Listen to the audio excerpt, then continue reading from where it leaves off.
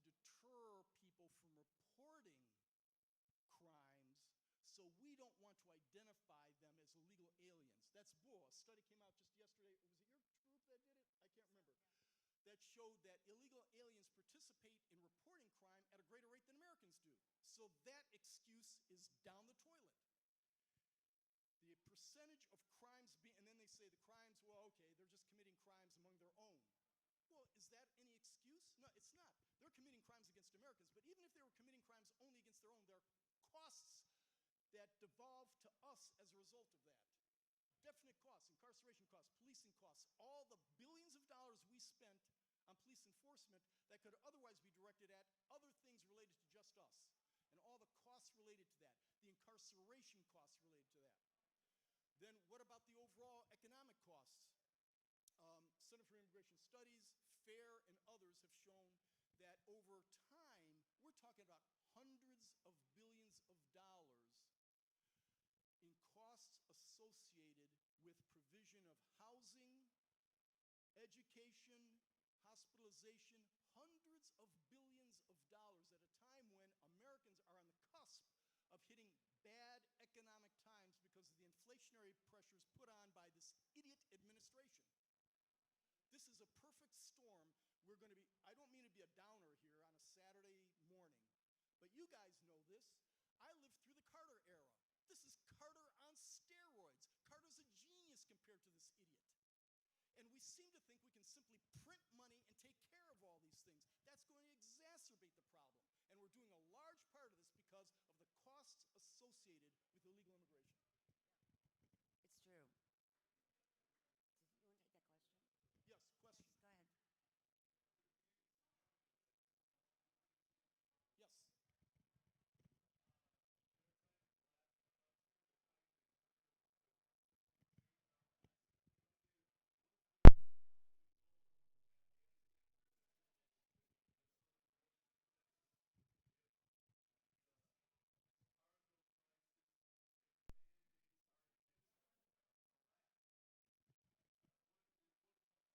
Yeah, let me just say that a few years ago, I would have run screaming from any contention that this is intentional. It looks like you're a conspiracy theorist. And plus, I'm a pretty boring attorney. You know, I sit at my desk all day, or I'm in negotiations. And I try not to be hysterical about things because I'm an attorney, okay? I'm not a comedian, although I look like one probably. You know, I try to look and assess things in a clear-eyed, rational fashion. I would say to your question, I think that there is a significant cohort on the left that do want to collapse the country. Because as you know, the Cloward-Piven theory is collapse the structure of the country so that all of these social welfare programs must take care of us. What you've done then is necessitate the imposition of a communist-style government. Okay, that was their theory, these two professors. And many people took that and ran with it. But you don't have to even go to that extreme. I do think that a significant portion of the progressive movement actually adheres to that theory. But what they're trying to do right now is, through all these ridiculous programs and printing money like crazy, is expand socialism. Not necessarily collapsing the country, but making it almost impossible for us as a country to exist as a capitalist country that is without having a profound and significant social welfare net. Because look at inflation, look at all these other things. We've got more people who are not working right now than at any point in the last 70 years. It's extraordinary. And those people are being paid not to work, so that the government is the principal provider of benefits. We can no longer be cowed by people saying, oh, you know, you're making this stuff up. Oh, you know, this is ridiculous. This is conspiracy theory. No, it's coming to fruition before our eyes. And for all of those who used to look askance or blanch, didn't want to be associated with these kinds of conspiracy theories, because you don't want to be, you know, like having a tinfoil hat on your head. All those folks have to understand now that all the things that the alleged conspiracy theorists were saying 30, 40, 50 years ago are coming to fruition right now. Extraordinary. We're in the worst crisis in American history. Oh, we're doing fairly well. We've got cell phones. We've got, nice cars and, all these other things right now. But we can see where this is going, and much of it is driven by illegal immigration. It is, yeah. Yes.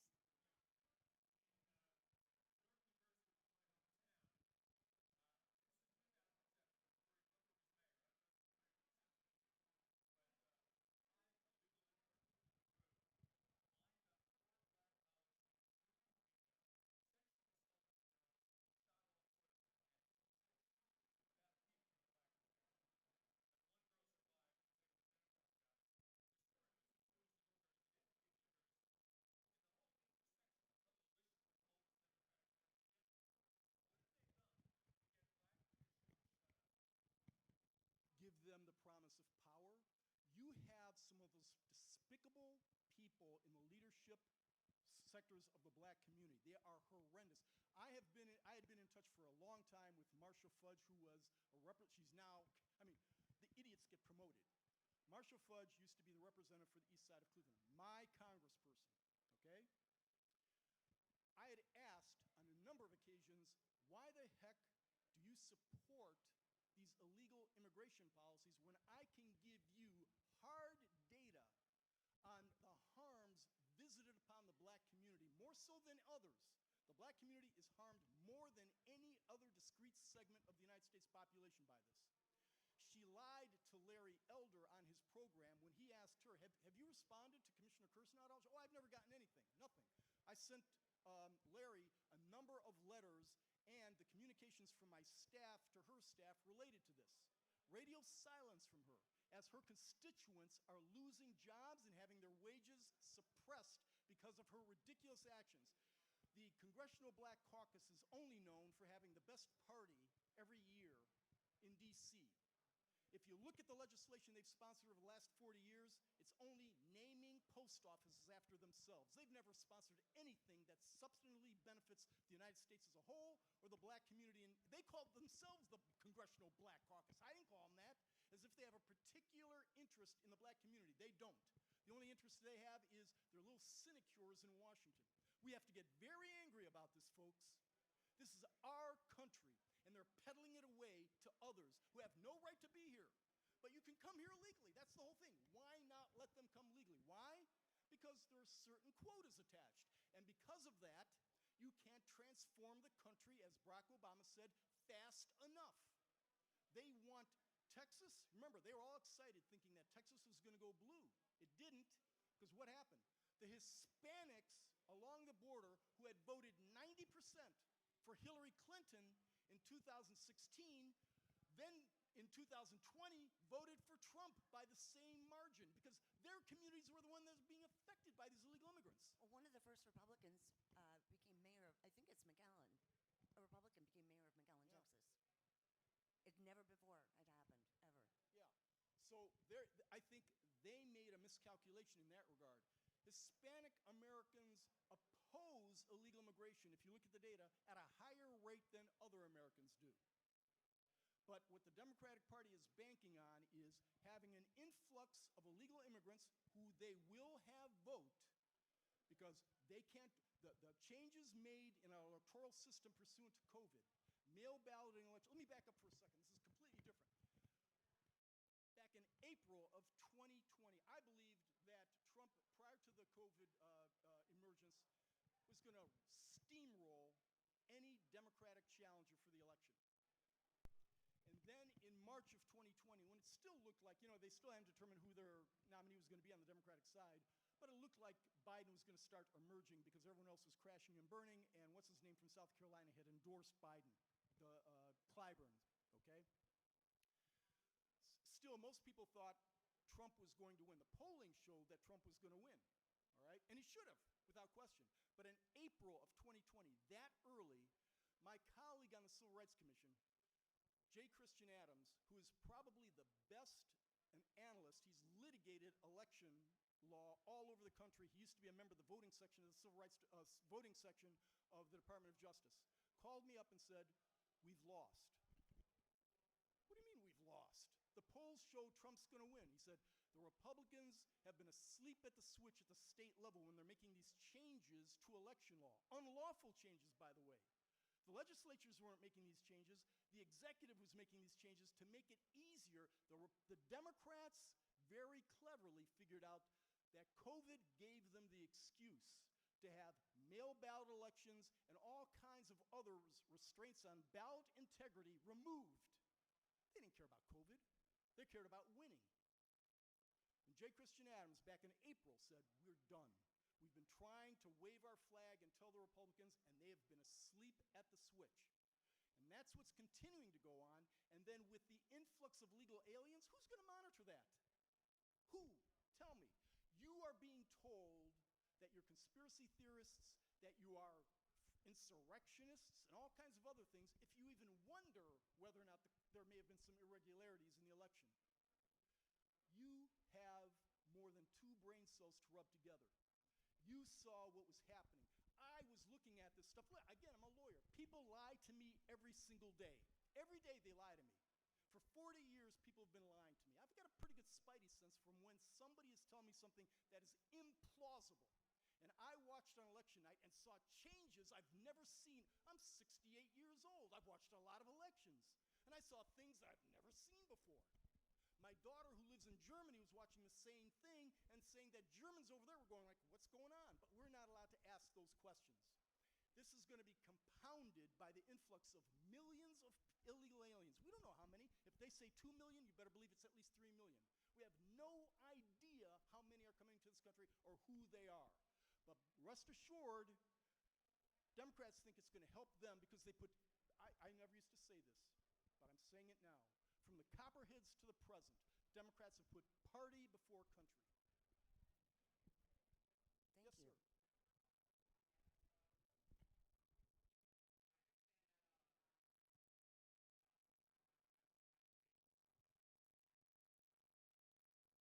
Can you speak up a little bit?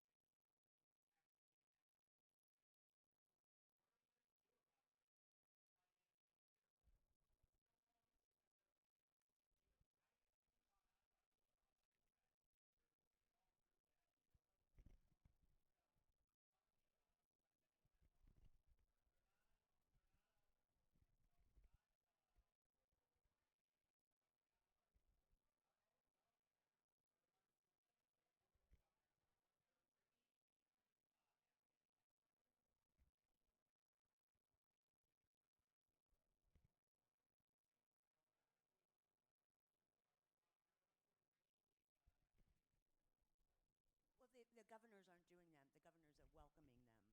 But it doesn't matter because the governors don't have any control over refugees who come into their state. Yeah, I'm sorry. You know, you saw me patting myself. I don't have fleas or anything. I thought I had. I usually keep with myself a index card with telephone numbers and email addresses on it. Some of you who have heard me speak before, I only give one little piece of advice. It's very simple. It's not the most dramatic. It's maybe not necessarily the most effective, but it's the one that people are most likely to do. You ask what should be done. That doesn't mean you have to do something major or anything like that. We've got lives. We've got things to do. We've got a million things to take care of. The left, unfortunately, they've got legions of people who on your tax dollar, because that's how they do it. They've got these 501c3s. They've got these organizations that pay these people to do it. They've got plenty of troops to do it. You are in the private sector most likely, and you can't do it, okay? But the most effective thing you can do, I think, and I've told a lot of people this, and I've seen it with my own eyes, is this will take 3 minutes, okay? Bear with me, please, because this is important, because this gentleman's question is integral to this. I was going to say this anyway, and I've forgotten where my sheet is. What I tell people is put together an index card, 3x5 index card that has a few things on it. That is your local representative, your state representative, your congressional representative, the White House number, and maybe some others, maybe some media numbers too, okay? People like the Plain Dealer editor or maybe the producer for Channel 5 or something like that. put their telephone numbers right there, and if you're a little bit more enterprising, their email addresses too. Especially their email addresses or fax numbers, because that's the easiest thing to do. The reason I say that is because I've watched twofold. One is, I know myself. I get outraged by things that I see on television, but then the coffee's burning. Okay, so I get distracted, I take care of the coffee, I don't make the call to the representative to voice my opinion. Or somebody, the doorbell goes off, or one of my dogs goes chasing after a squirrel and I gotta go get him. All right, and I'm deterred from redressing the government, petitioning the government for the redress of grievances that our good Attorney General wants to prevent you from doing. If you've got the convenience of a telephone number right next to your phone or an email address of your representative right next to your computer, when you see something that upsets you, whatever it may be, you can call up and just say, hell no, or let's go Brandon, or something. The reason why I say that, you think, that's not going to do anything.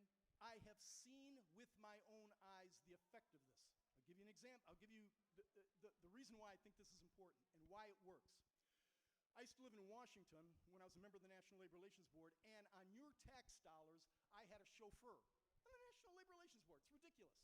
They had a car just for me. Nutty. All five members of the National Labor Relations Board had our own chauffeur. All right, so I was living in Washington. My wife stayed up here. I would commute back and forth every few weeks or so, but in the meantime, I figured if I'm going to be working in the National Labor Relations Board and living in Washington, I'm going to be a pest on steroids.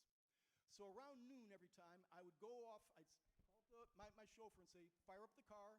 By the way, we each had a Chrysler with our license. Since I was the youngest board member, there were 5 board members. Mine was NLRB 005. The chairman had NLRB 001.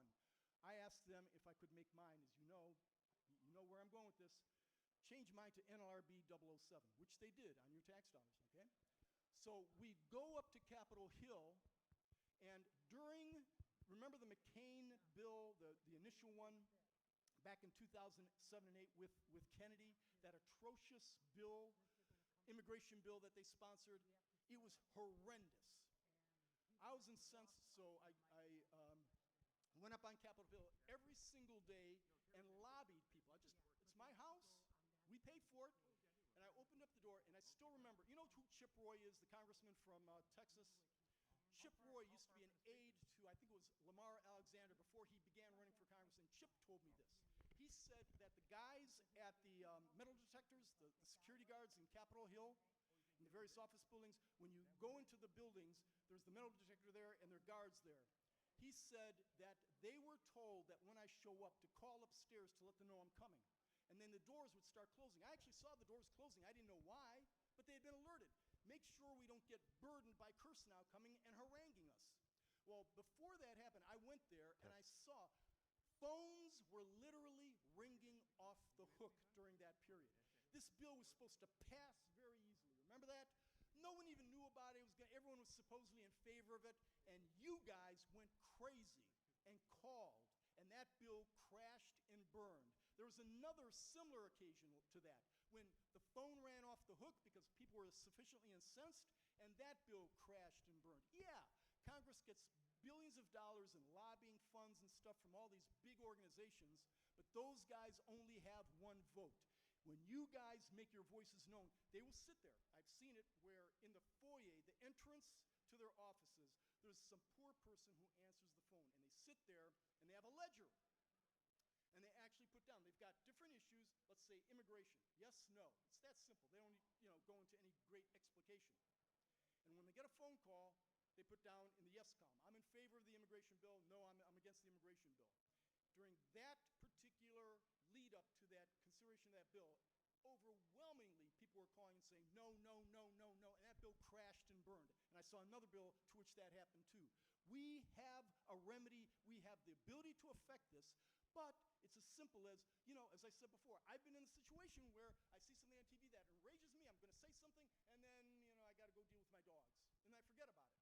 If you've got that card there, you're not going to be deterred by the fact that, I got to look up the guy's name, I've got to look up have it pre-positioned there, and just say, hell no. That's all you got to do. Hey, on bill number 5, hell no, or on immigration, hell no, or is more effective. Email's good, or any contact that you can make, but calling is most effective. And like I said, all you got to do is say no on whatever it is, and that works, believe me.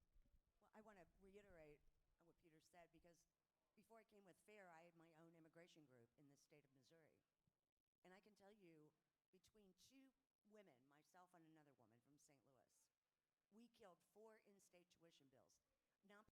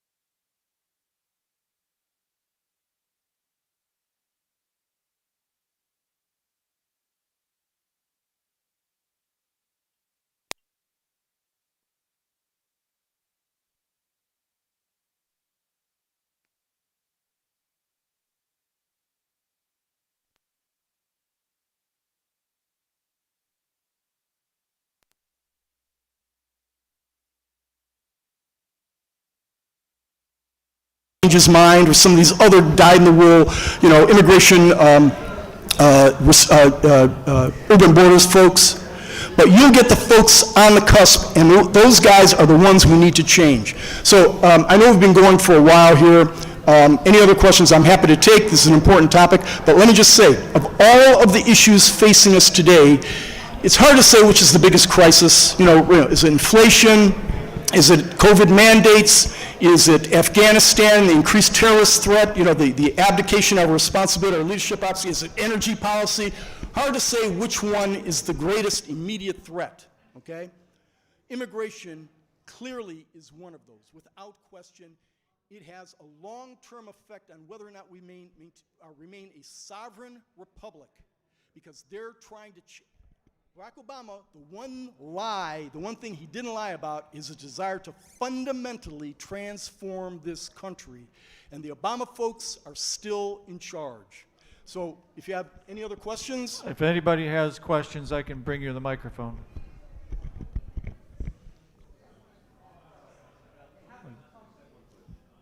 I'll hold the microphone. 2022, probably the most important election of our lifetimes, if it's fair. So we take back the Congress, if it's fair. What do? Will you push for E-Verify to get all these people to go back home, or what's the next step? Yeah, there's a lot to be done, boy, oh boy, because they're not enforcing the law in any regard. And they're bringing in such a huge influx.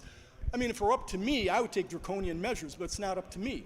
I would say, enforce the law. That means workplace raids, if necessary, as if somehow we're not allowed to protect the sovereignty of our own country and protect the working privileges of our own people. We have become so, I can't even think of the appropriate word. And how many absconders do we have now? There are people who, I'm sure and I didn't mean to interrupt, but there are people who are supposed to show up in court, which the Secretary Mayorkas said, oh, they have a court date. Well, guess what? Most of them don't show up. Yeah. So they're considered then absconders. So they're outside of the law anyway. How do you find them? Maybe in workplace enforcement, you can find them? Workplace enforcement, Yeah. they've abandoned workplace enforcement. They don't do raids anymore. Mayorkas just Yeah. announced that. They're doing none of those things. So they can get a Social Security card like that, and they are going to take our jobs and have been taking our jobs. To the extent they don't take our jobs, they're taking our money because they're on public assistance. The Biden administration is giving them tons of money to go to community colleges. I mean, our folks aren't being able to go there. We're paying for them. Again, come in legally, all right? But that's not what's happening. They're simply flowing across 2 million people, minimum. I have no problem saying Americans first. What is the problem with that? We are being cowed into thinking that somehow we are being, I don't know what, xenophobic is, one term, because we want to have sovereign borders and protect our country against crime, cost, terrorism, the destruction of our country. Look at the southern border. We're insulated 2,500 miles away from the border. In Ohio, we don't see the real world effects of this, but if you go down the border, it's horrific, and the press won't cover it. This is a national emergency, and we have to act as such. And they try to make you sound as if you are some kind of tinfoil hat fool because of it, because you want to protect the United States of America, and they're trying to diminish our respect for the United States of America by telling us how racist we are, how xenophobic we are, how America was built on racism, and all kinds of other lies. We must resist it at every opportunity because they want to lower our resistance to making this some kind of pan-culture, multicultural. And that hasn't worked out in Western Europe at all. No, it hasn't. It never works out. This is an American culture. There's nothing wrong with requiring people to assimilate. My parents, when they came here, had to assimilate, and were proud to do so because they're coming to the greatest country in the history of the world. And and I think Mayorkas brought this up the other day about not calling, if you travel outside of the country, you're the receiving country where you're going to go visit for vacation, you're considered an alien. That's a term that's legal, an alien. You're not a non-citizen, you're an alien. And it's not a pejorative term, it's a term of law. So I was questioned on this once. He said, well, you use the term illegal alien, you use the term alien. I said, he goes, you obviously have never traveled outside of the U.S. I said, I've been all over Western Europe, I understand this, it's not. But he assumed that. They think it's a pejorative, and it's not. Calling them non-citizens is remarketing. It's marketing illegal aliens to a better position. It's like dreamers were not dreamers at one time. They just rebranded them to something else. If you're here unlawfully, and you're considered an alien under any statute that we have in federal law now. But more important, it blurs that line between citizens. It's a slap in the face to people who have come here lawfully and are now naturalized citizens. It really does, it's an insult. It's more than an insult. It's a derogation of our citizenry. You're treated worse by our government as a citizen than if you're an illegal alien. If you're an illegal alien, you're not subject to COVID mandates.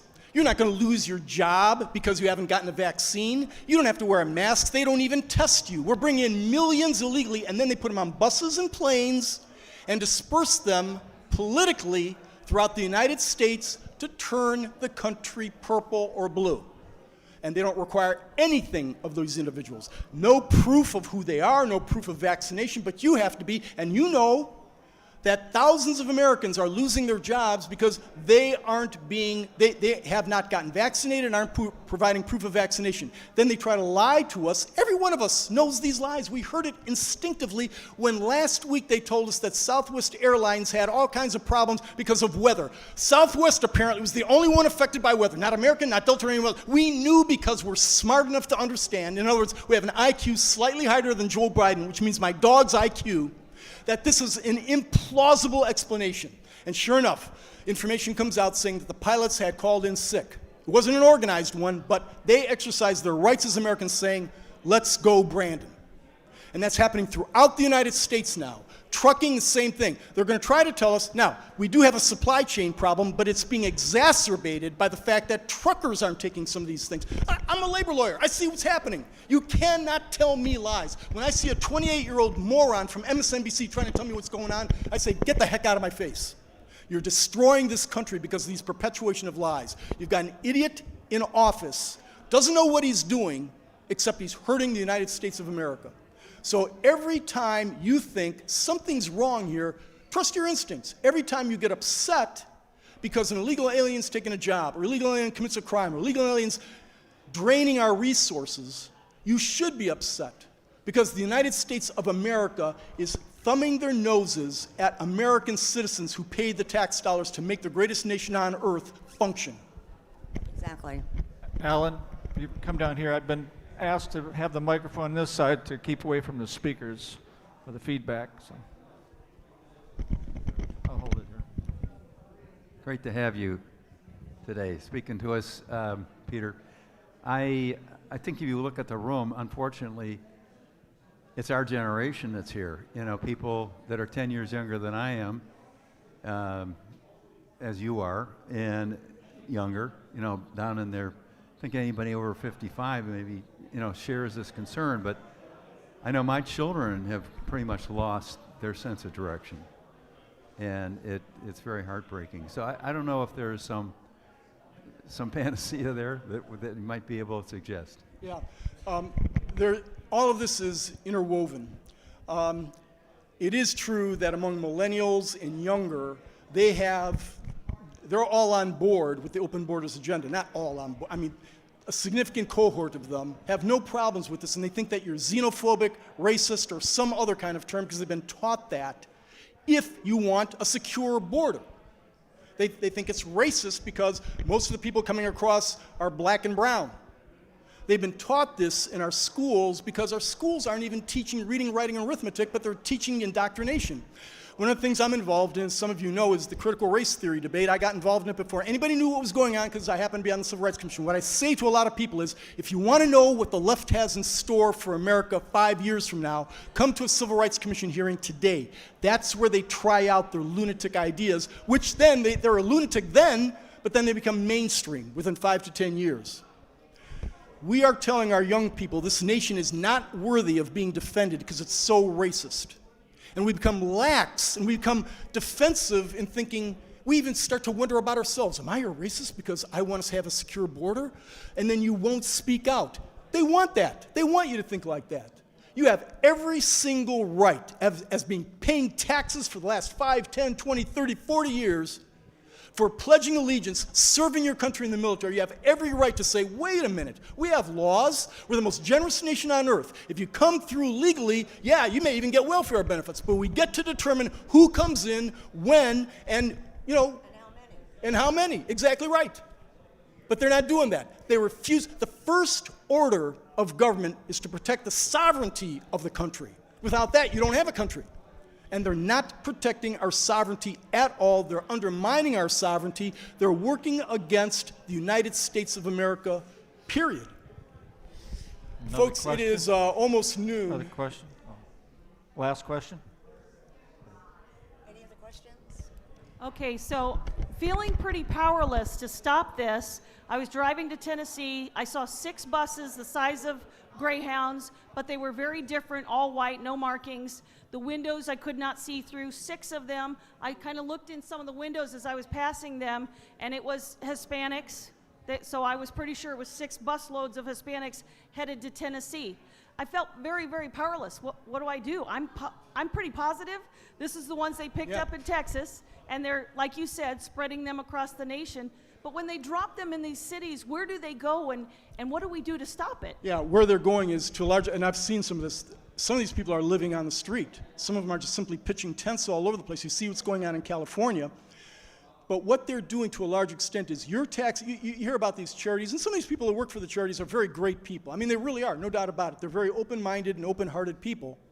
But these charities and the leadership of the charities are taking billions of dollars from the federal government, your dollars, in order to finance the relocation, the housing, the feeding of these illegal aliens. That's how it's happening.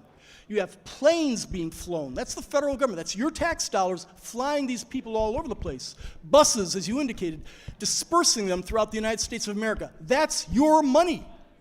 That's your money. That's what's financing all of this. Yeah. And in your state, there are NGOs in every city that work on behalf of people who are here unlawfully. That's just one of their jobs, one of their mission statements, but they also do other things. And I can't say in your state whether those people are getting appropriations. They might from your state government. I don't know. And then you have a network of churches who, they love people and they want to help them, and that's another piece of this pie. So, frankly, that's just something, laws have to be in place. Like in Ohio, you've got an anti-sanctuary city bill sitting in the Ohio legislature, and I think it's House Bill 169, but I'll give you my card and I'll be able to tell you that. But that hasn't passed yet. And sanctuary cities are a bad thing. We now are considered a sanctuary country for all practical purposes because there's no law enforcement going on from the federal level. There's not. On a local level there is, but no. Thanks very much for your attendance. Again, I want to leave you with this because I think it's important. I know I talk to people about this, and some people feel overwhelmed. Some people feel as if, as you indicated, we're almost like, we feel like we're fighting an uphill battle. We're never going to win, so why even bother? Do not lose heart because we do have the ability to change this. We are the masses. The majority of the country think this way. We're appalled by what's going on. Many of us are cowed into remaining silent because we'll get canceled, we'll lose our jobs, whatever it may be. Please get that index card.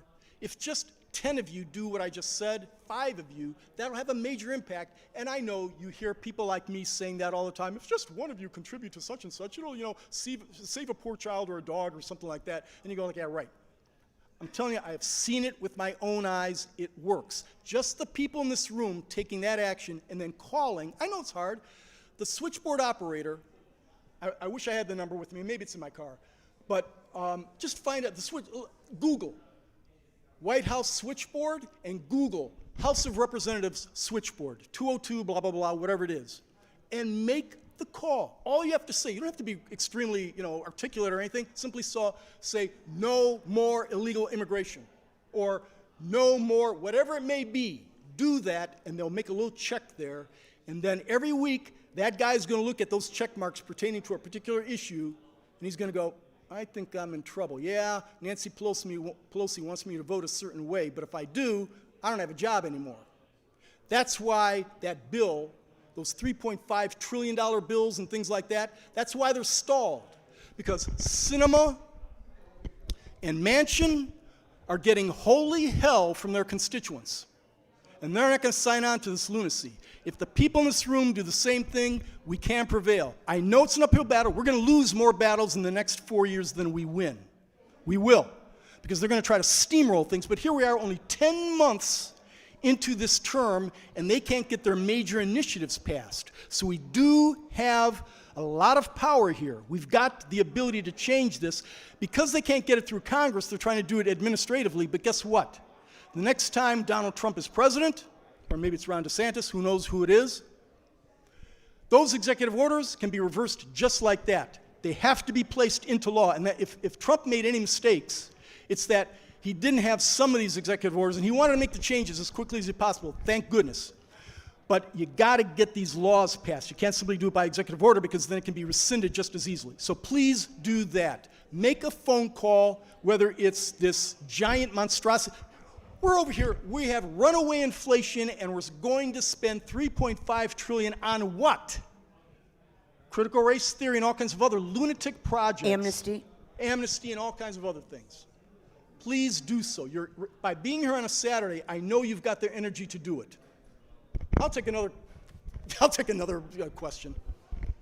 Hi, thank you for those suggestions. I also would add, don't underestimate your local school board. I may not have a lot of influence in Washington. I can make the calls, et cetera, but I can influence a local school board. We're doing it in Rocky River. Yes. I belong to Rocky River Citizens for Transparency. We are a grassroots organization. No funding. We just found each other and said there's something wrong.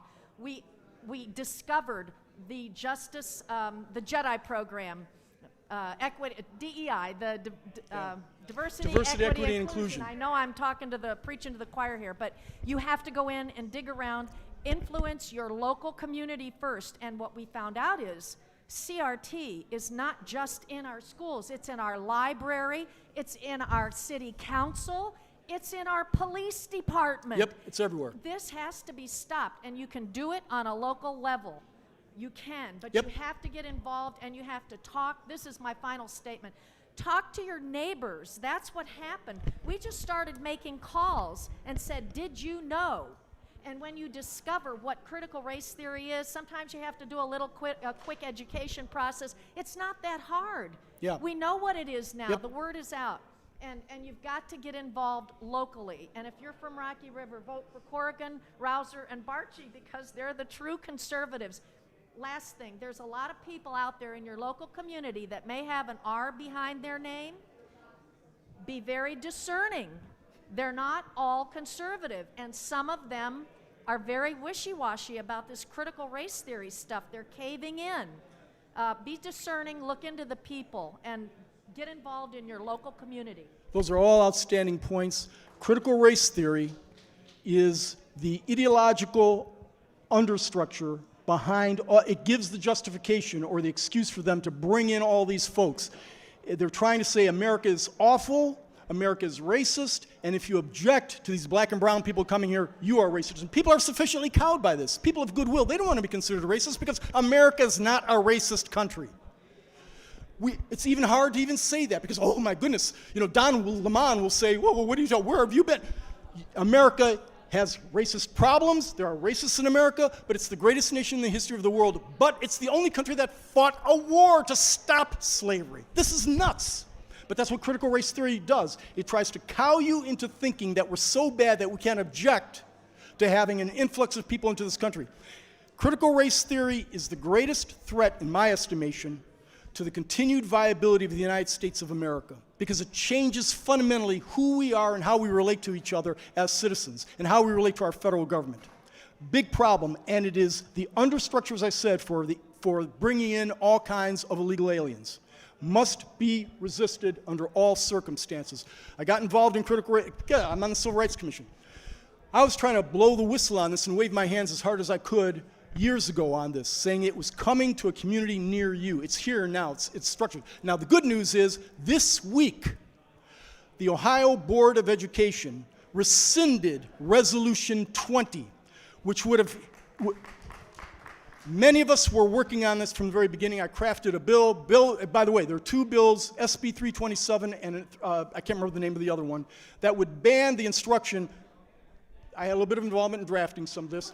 Ban the instruction of critical race theory, okay? Call your representatives and say, no critical race theory in our schools, all right? That's the predicate to unabashed illegal immigration all over the place, okay? It is fundamentally anti-American, and don't be cowed by it. Don't be concerned. I'm looking here and I see white Americans, and I get it. It's easy for me, or easier for me to say, well, be careful about this. Don't go ahead and do it because you guys are afraid that somebody's going to call you out as being a racist, which is the worst name you can be called in America because we're not racist. Don't be cowed. That's what they're depending on. One more. I have a question, sir. Can you hear me? Yeah, okay. A question on executive order.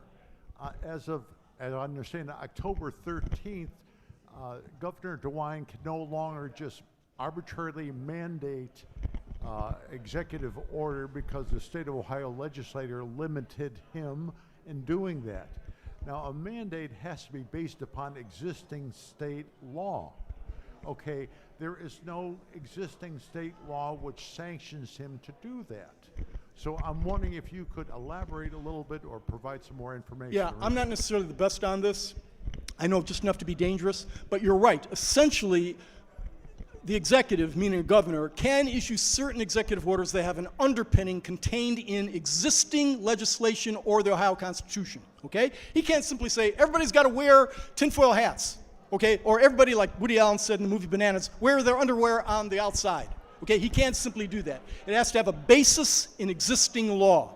Now, here's the problem. The Ohio Revised Code, as do most statutes across the country, give governors pretty broad latitude when it comes to emergency powers related to health. That's the one place. Now, the reason why Biden's executive order is a bunch of bull and that OSHA doesn't have the ability to do this, but we're going to be litigating it forever, but between the time that the executive order goes into effect and the time the Supreme Court says he doesn't have the ability to do this, this thing will be all over anyway. And that's what they try to do, steamroll us. But at the state level, a governor can't simply arbitrarily and capriciously issue an order, a mandate. Now, with respect to health, I haven't looked closely enough to determine, and if some of you have heard me on Bob Francis' show talk about this, and he always gets me, by the way, as an excuse. Bob always asks me questions for which I am not prepared. He never tells me he's going to ask me some constitutional question I've not researched, and so I've got to go off the top of my head. Good news is that I know a little bit about this and I teach a little bit in this area. But I would say the first thing to do whenever a governor issues a mandate is resist. Because we are getting to a point in this country, you've also heard me say, just because it's legal doesn't mean it's right, all right? We're getting to a point in this country where we've got these governors acting like little potentates thinking they can do anything. It has to be rationally related also, the executive order, to the underlying statute. Rationally related, and we don't have a whole lot of data right now, at least verifiable data, even a year and a half into this, as to the efficacy of the mask mandate. It's all over the place. First we had Fauci saying, don't wear a mask. Then he says, wear a mask. And then maybe wear 2 masks. Why don't you put a bowl on your head? Exercise your right as an American. This is not a totalitarian country yet. Exercise your discretion on this. I'm not telling you to violate the law, but we don't even know if we have a law here when an executive issues something that is arguably subject to interpretation. You're exercising your right as a free American. I'm going to sit here and talk to you forever.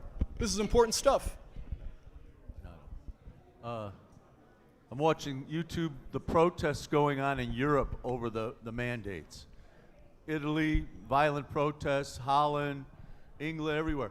And they're over there, they're saying if you don't have the vaccination or natural immunity, you can't enter these establishments. Over here in New York City, they're saying we don't care if you have natural immunity. Why the disconnect? They're over there getting violent about, and they're even giving them a little more leeway. Here, absolutely, your natural immunity doesn't count for anything.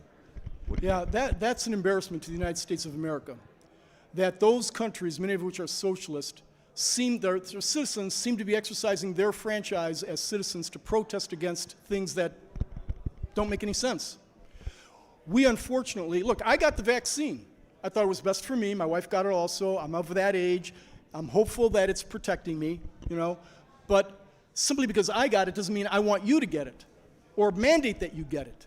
One of the things about the United States of America, I remember this from like 1st, 2nd, and 3rd grade, is we're free people.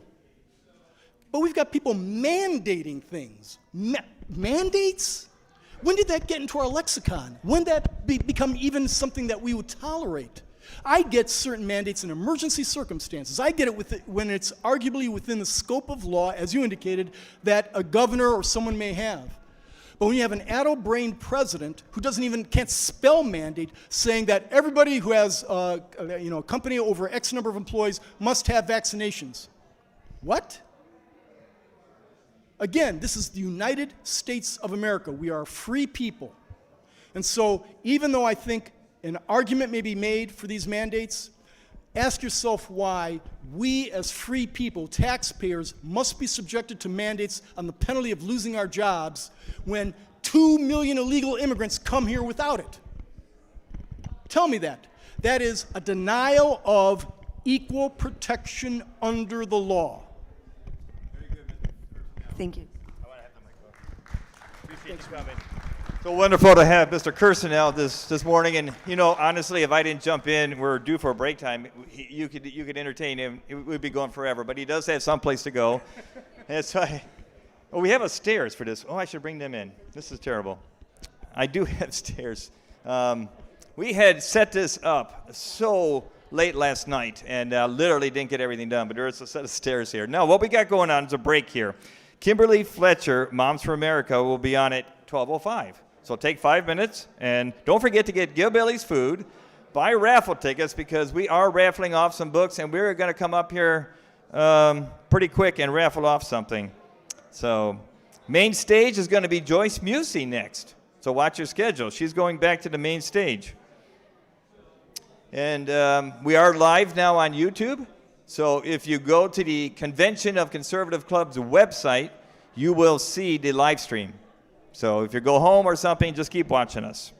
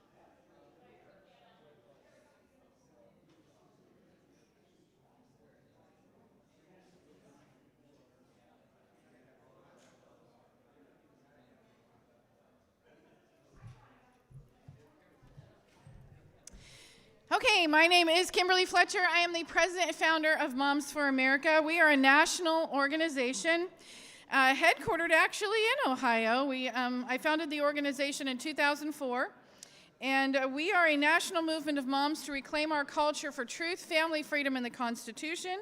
And our threefold mission is to empower moms, promote liberty, and raise patriots.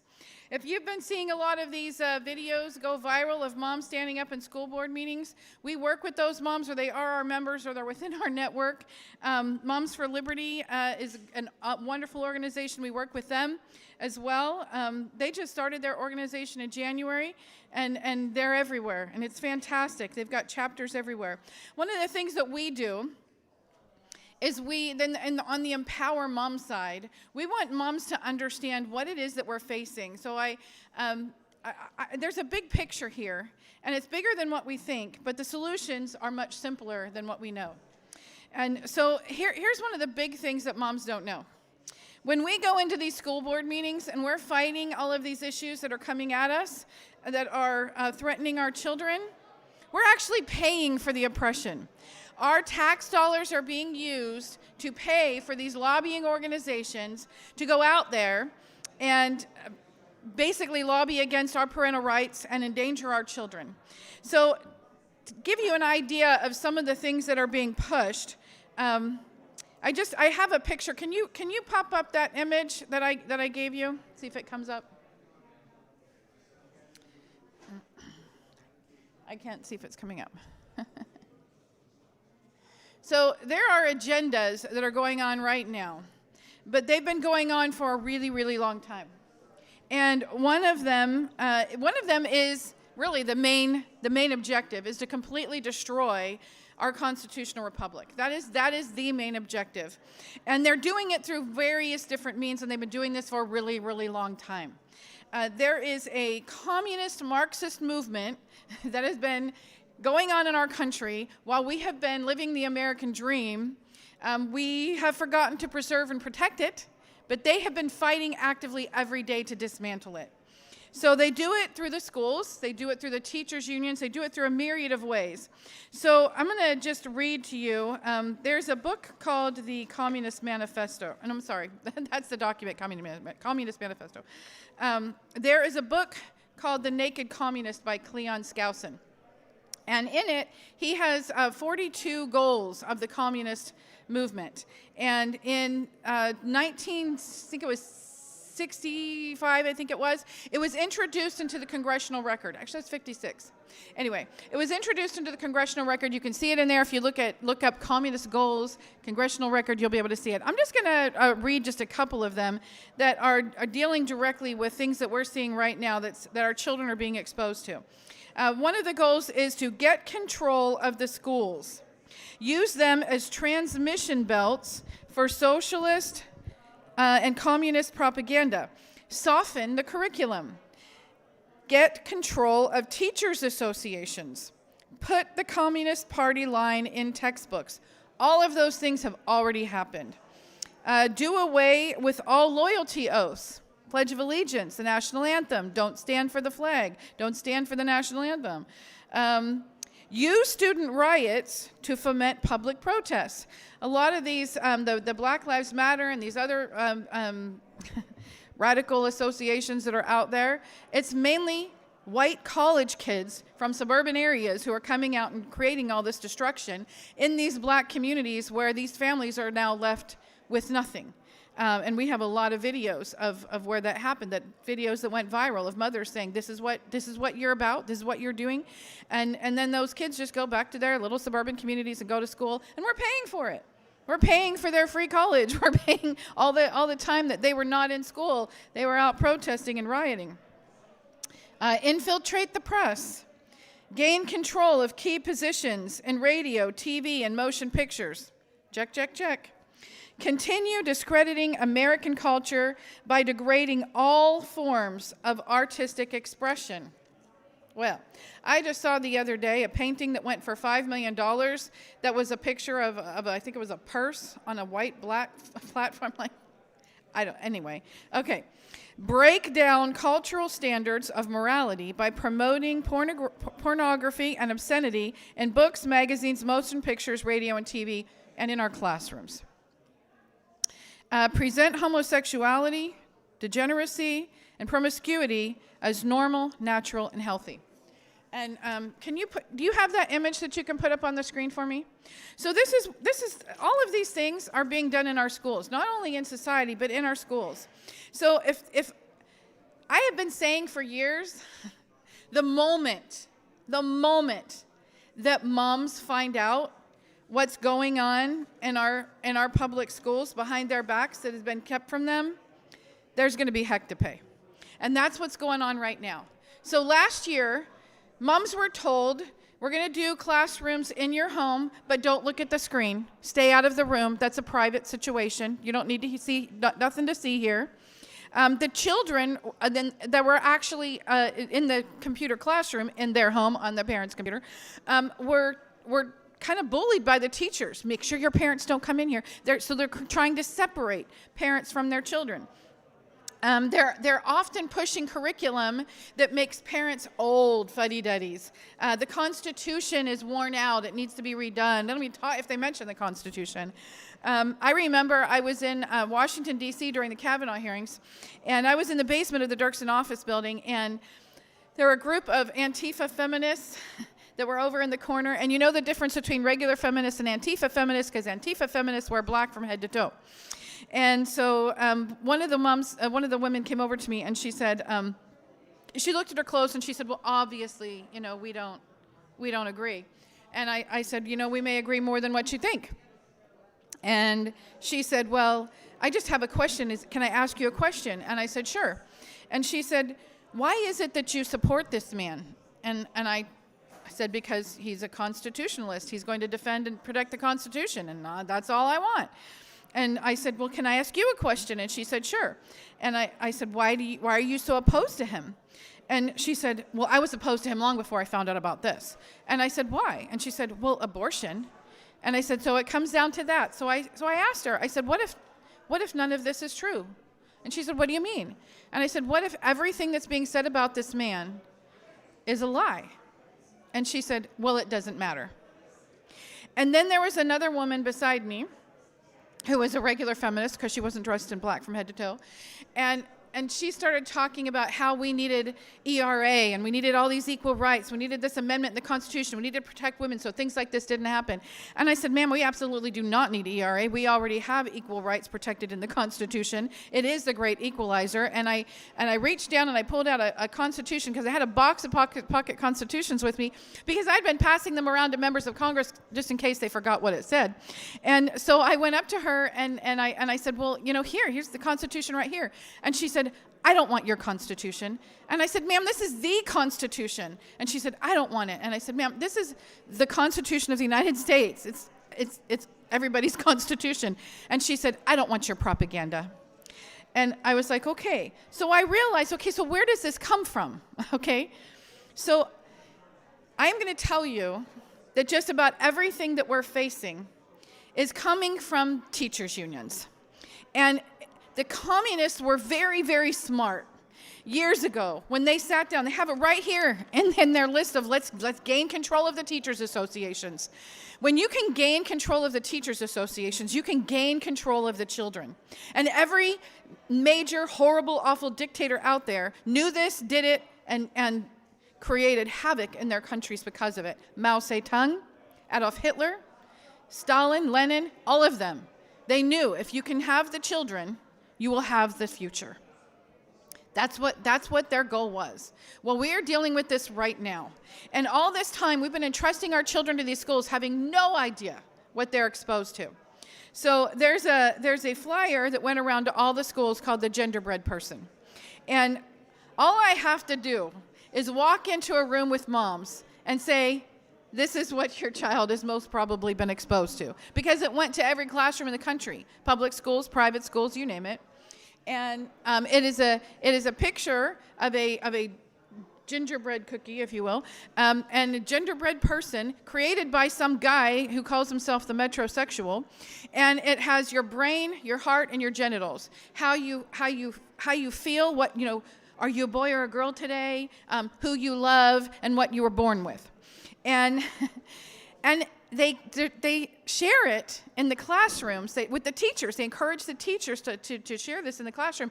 And they say it is a classical way to help children understand gender identity. Now, I have a sister-in-law who's been teaching school for 30-some years. And her daughter is now studying to be a teacher. And she's in college. And I was visiting them. And I don't remember how the conversation came up, but I asked my sister-in-law, you know, have you heard of the genderbread person? And her daughter immediately piped up, yes. And I said, oh, you have? And I said, how did you hear about it? She went back to her room, and she came back with a school notebook where she had drawn out, one of their assignments is to draw out this genderbread person with the whole entire metrosexual content, head, heart, genitals. They're teaching this to the kids who are going through college to be teachers teaching our children. This has been going on for decades, and we had no idea. One of the greatest blessings that happened with COVID was now a big beacon light is shining on all the evil that's been going on behind the doors in the classrooms. A few years ago, I was at a school board meeting in Omaha. And they were talking about standards. They were introducing comprehensive sex education. If you've never heard of comprehensive sex education, I was never a fan of sex education in the schools. Teach biology and move on. I remember when I was in 7th grade, they were starting this big, sex education movement in the schools where it was its own class. Outside of science, outside of biology, we're going to talk about sex. And so I'm sitting in the classroom, and they're talking about things that make me feel extremely uncomfortable. And you got boys and girls in the class. Of course, the boys are like laughing in the background, mainly because they're, we're all uncomfortable. And the girls are like, wanting to hide underneath the desks. And I sat through one class, and I was like, why do I have to take this? The second class, the class opened up with this video of this guy walking along the beach with the music in the background singing, I got the VD blues. And I'm like, I am so out of here. So I went to my mom that night after school, and I told her what was happening. And she's like, oh, no. And so she went to the school and opted me out. And when I told all the other kids you didn't have to do it, you could opt out, they all wanted to opt out too, so there was no more class. So they, those who are trying to capture our children's hearts, minds, and souls realized that we're going to have to make this mandatory. So they made it a part of a class credit. And one of the things that Alaska did, I just absolutely love. We're all out there constantly on defense. We want to opt out. We don't even know it's happening. And when we find out it's happening, how do you opt out? Well, you can. It's your children's grade credit. Alaska passed a law where you had to opt in. Prove to me that my children should be in this classroom, and I'll decide whether or not I want them in it. We need to be pushing things like this. We want opt-in on sexual education, not opt-out. So this is one of the things that we teach moms when we're going around the country talking to them about what you can do to make a difference. Instead of just showing up angry, we want to show up effective. So when I was telling you that we're going into these school board meetings and we're paying for all this stuff, our tax dollars are paying for all this oppression and tyranny that's happening in our schools that is infecting our whole entire culture. We have been sending our children to Caesar schools, and we're shocked when they come home Romans. So we need to know what's going on in the classroom, but the whole entire objective of the teachers' unions, the School Board Association, the National School Board Association, the State School Board Association, and the Superintendent's Association is to keep you out. They don't want you to know what's going on, and they don't want you to come in the classroom, and they'll tell you that you can't come in. They started this whole you can't come in the classroom when the shootings in the school started. They're like, oh, for the safety and protection of our children, parents can't come in unless you push the buzzer, and we'll decide whether or not you can come in. Well, if they're only the ones that get to decide when you come in, how do we know when they're deciding that you shouldn't get to come in? And then COVID comes. So in my school district in Papillion, Nebraska, in the middle of corn country, in the middle of the Midwest, and in Nebraska, we have this big, long list of COVID protocols, they're calling them. And these COVID protocols are coming from the teachers' unions, from the NSBA, from the state school board associations, handed over to the superintendents. The superintendents hand them to the school boards, and they all give a nod. Yeah, that's the right thing to do. We have to protect our children. So in my school, the protocol is pretty much standard across the country now because they're all coming from the same place. The protocols are, you're not allowed in the school at all. You can drive up to the school, your child will come into the car, and then you drive away. You're not allowed in for any reason whatsoever. And there were a whole bunch of other crazy loon ideas, but that one just threw me through the roof. I go around telling parents all the time, you don't even have to have children in these schools to go in and monitor a classroom or look through the books in the library. These people work for you. You hired them, you pay for them. You're also paying for the oppression. Our public funds, our hard-earned money, our tax dollars, 85% of our property taxes go to the schools. Once it's there, there's no accountability whatsoever, and they never seem to have enough. We always got to have more money to make you care about the children. Well, I care about the children, so stop shoving sex down their throats and telling them that, having gender coming out parties in kindergarten classes and confusing our children. Stop teaching our children to hate their country, hate their neighbors, and hate themselves. How hard is that? Let's just focus on reading, writing, arithmetic, real science, history, and civics. But that is not in the agenda. The agenda is to keep as much civics out as possible, to take away our history and rewrite it. It's all coming from the teachers' unions, and your tax dollars are paying for it because the school districts are paying the membership dues to these organizations. They're also paying for all the training, all the conferences, everything that they offer for the school board members is paid for by you.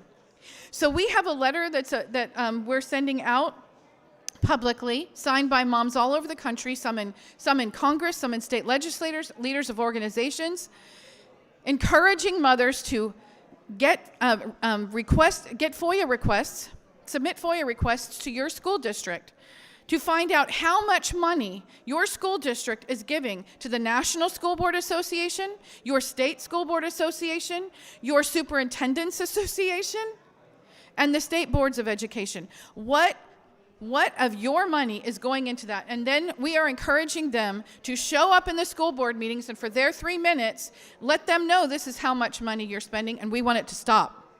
Cut off their funding line. When they don't have money, they can't lobby against you. They get millions of dollars. In Ohio alone, they get $15 million every year from our tax money. We are funding the oppression.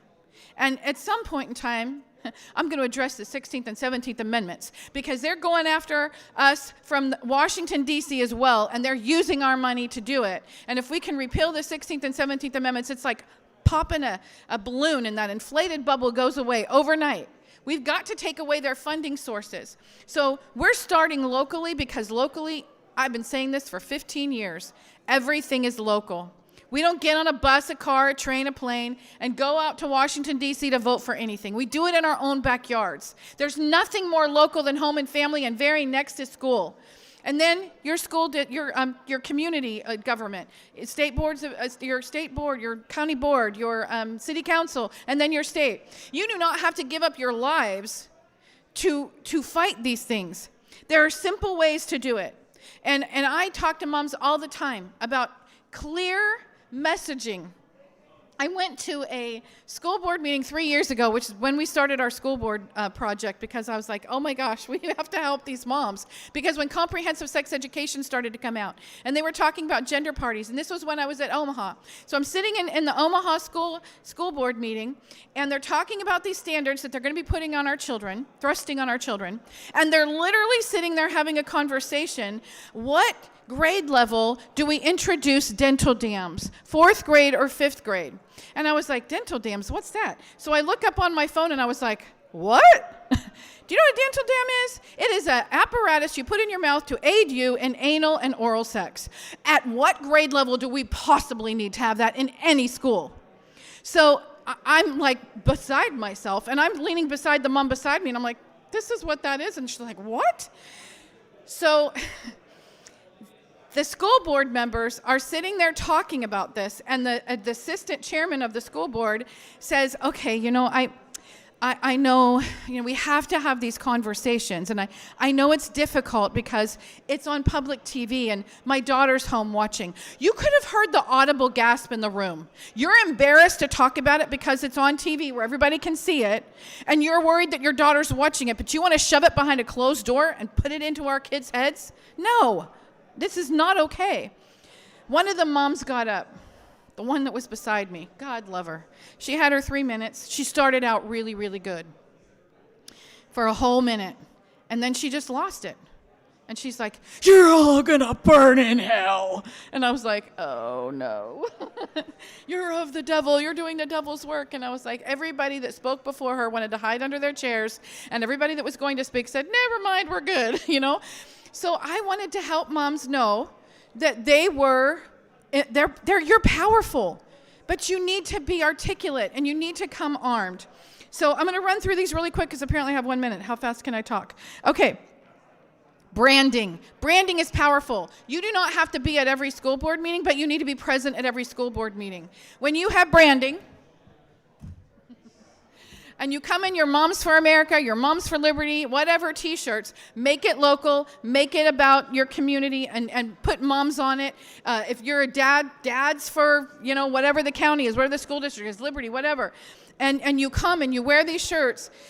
You don't have to be in that meeting, but that shirt will be in that meeting, the brand will be there, and the school board will recognize it. And instead of you being ignored when the decision is already made, they're going to come and ask you your opinion while it's still on the table. I've seen it.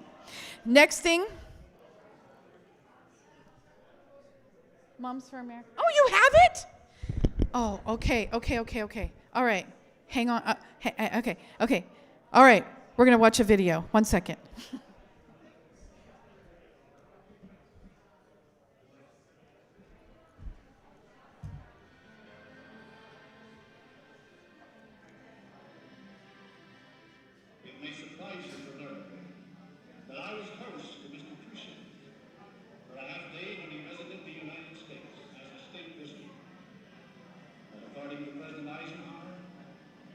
had expressed a desire to learn something of American agriculture.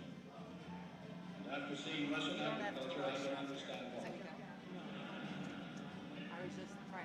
As we talked face to face, he indicated that my grandchildren will live under communism. After assuring him that I expected to do all in my power to assure that his and all other grandchildren will live under freedom, he arrogantly declared in substance, "You Americans are so dumb. No, you won't accept communism outright. But we'll keep feeding you small doses of socialism until you finally wake up and find you already have communism. We won't have to fight you. We'll so weaken your economy until you fall like overripe fruit into our hands."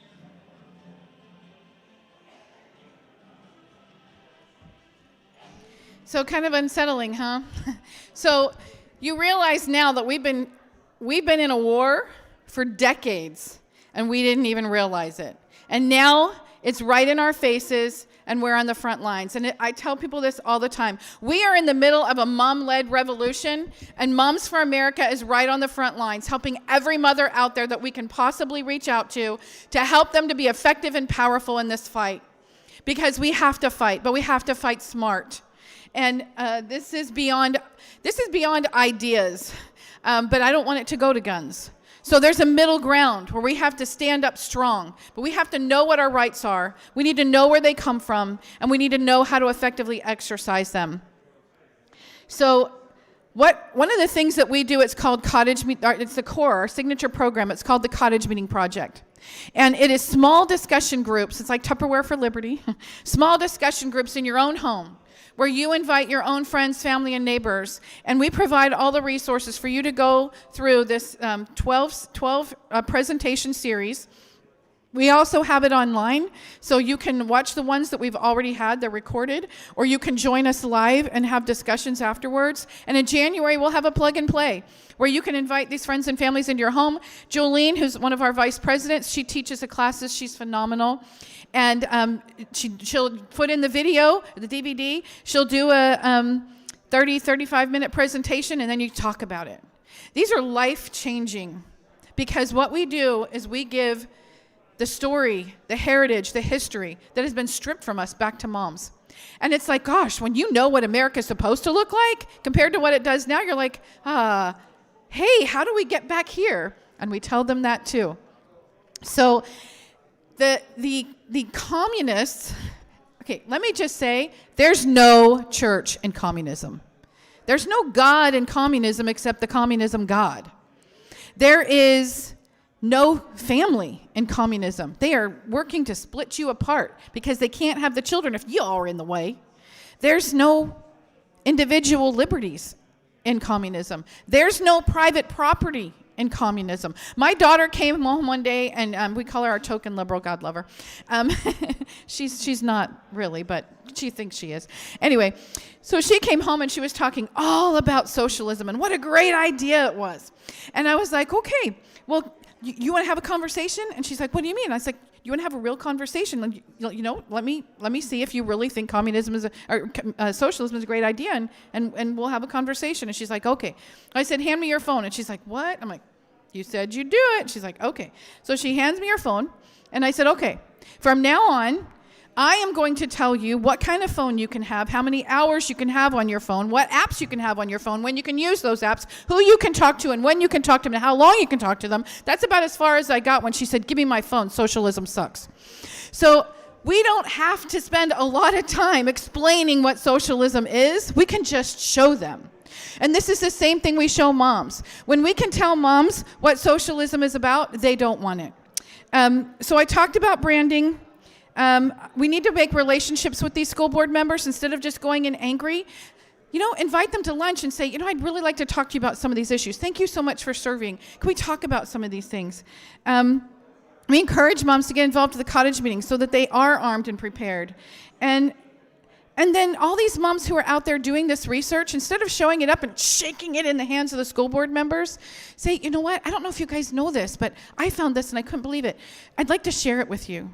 We need to form relationships with these people so that then they want to be a part of what we're doing. We need to stop looking at teachers and school board members as if they're our enemies until we realize who's our friends. So identify who the friends are, and let's rally around them, because the school board associations are dripping these socialist communist ideas on them constantly, and they're brainwashing them, they're bullying them, and we need to be supporting them. So that is what we're doing at Moms for America, and you can come and visit us at momsforamerica.us, and let's take this nation back one school board at a time.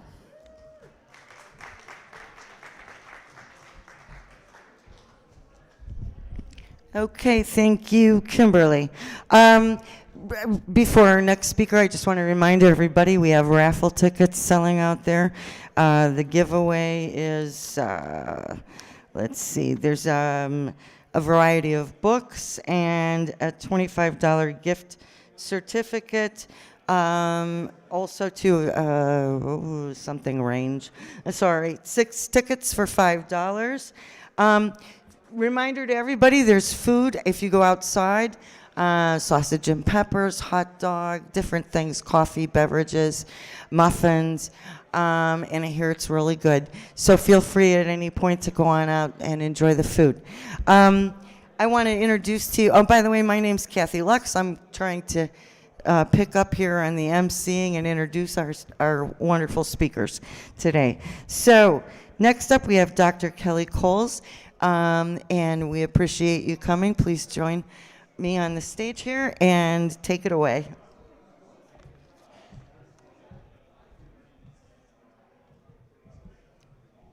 And then, right after I'm finished, will be a panel to talk about student indoctrination. But I have to tell you first how I got my experience in education. So I was an educator in higher ed for 10 years, but then I just decided that I needed to raise my own children, and I stayed home and raised them doing a private practice on the side. But I ran for school board, guys, and I have to tell you that I was told by a lot of people that I would never win. I would never win because I was a no voter. I put a no sign at the end of my driveway for all of the levies. So there was no doubt that I was probably not going to support more money. And I even said that during my campaign. I don't believe you guys need more money, although when I get in there, you can convince me that you need more money. But what I think you're missing is accountability.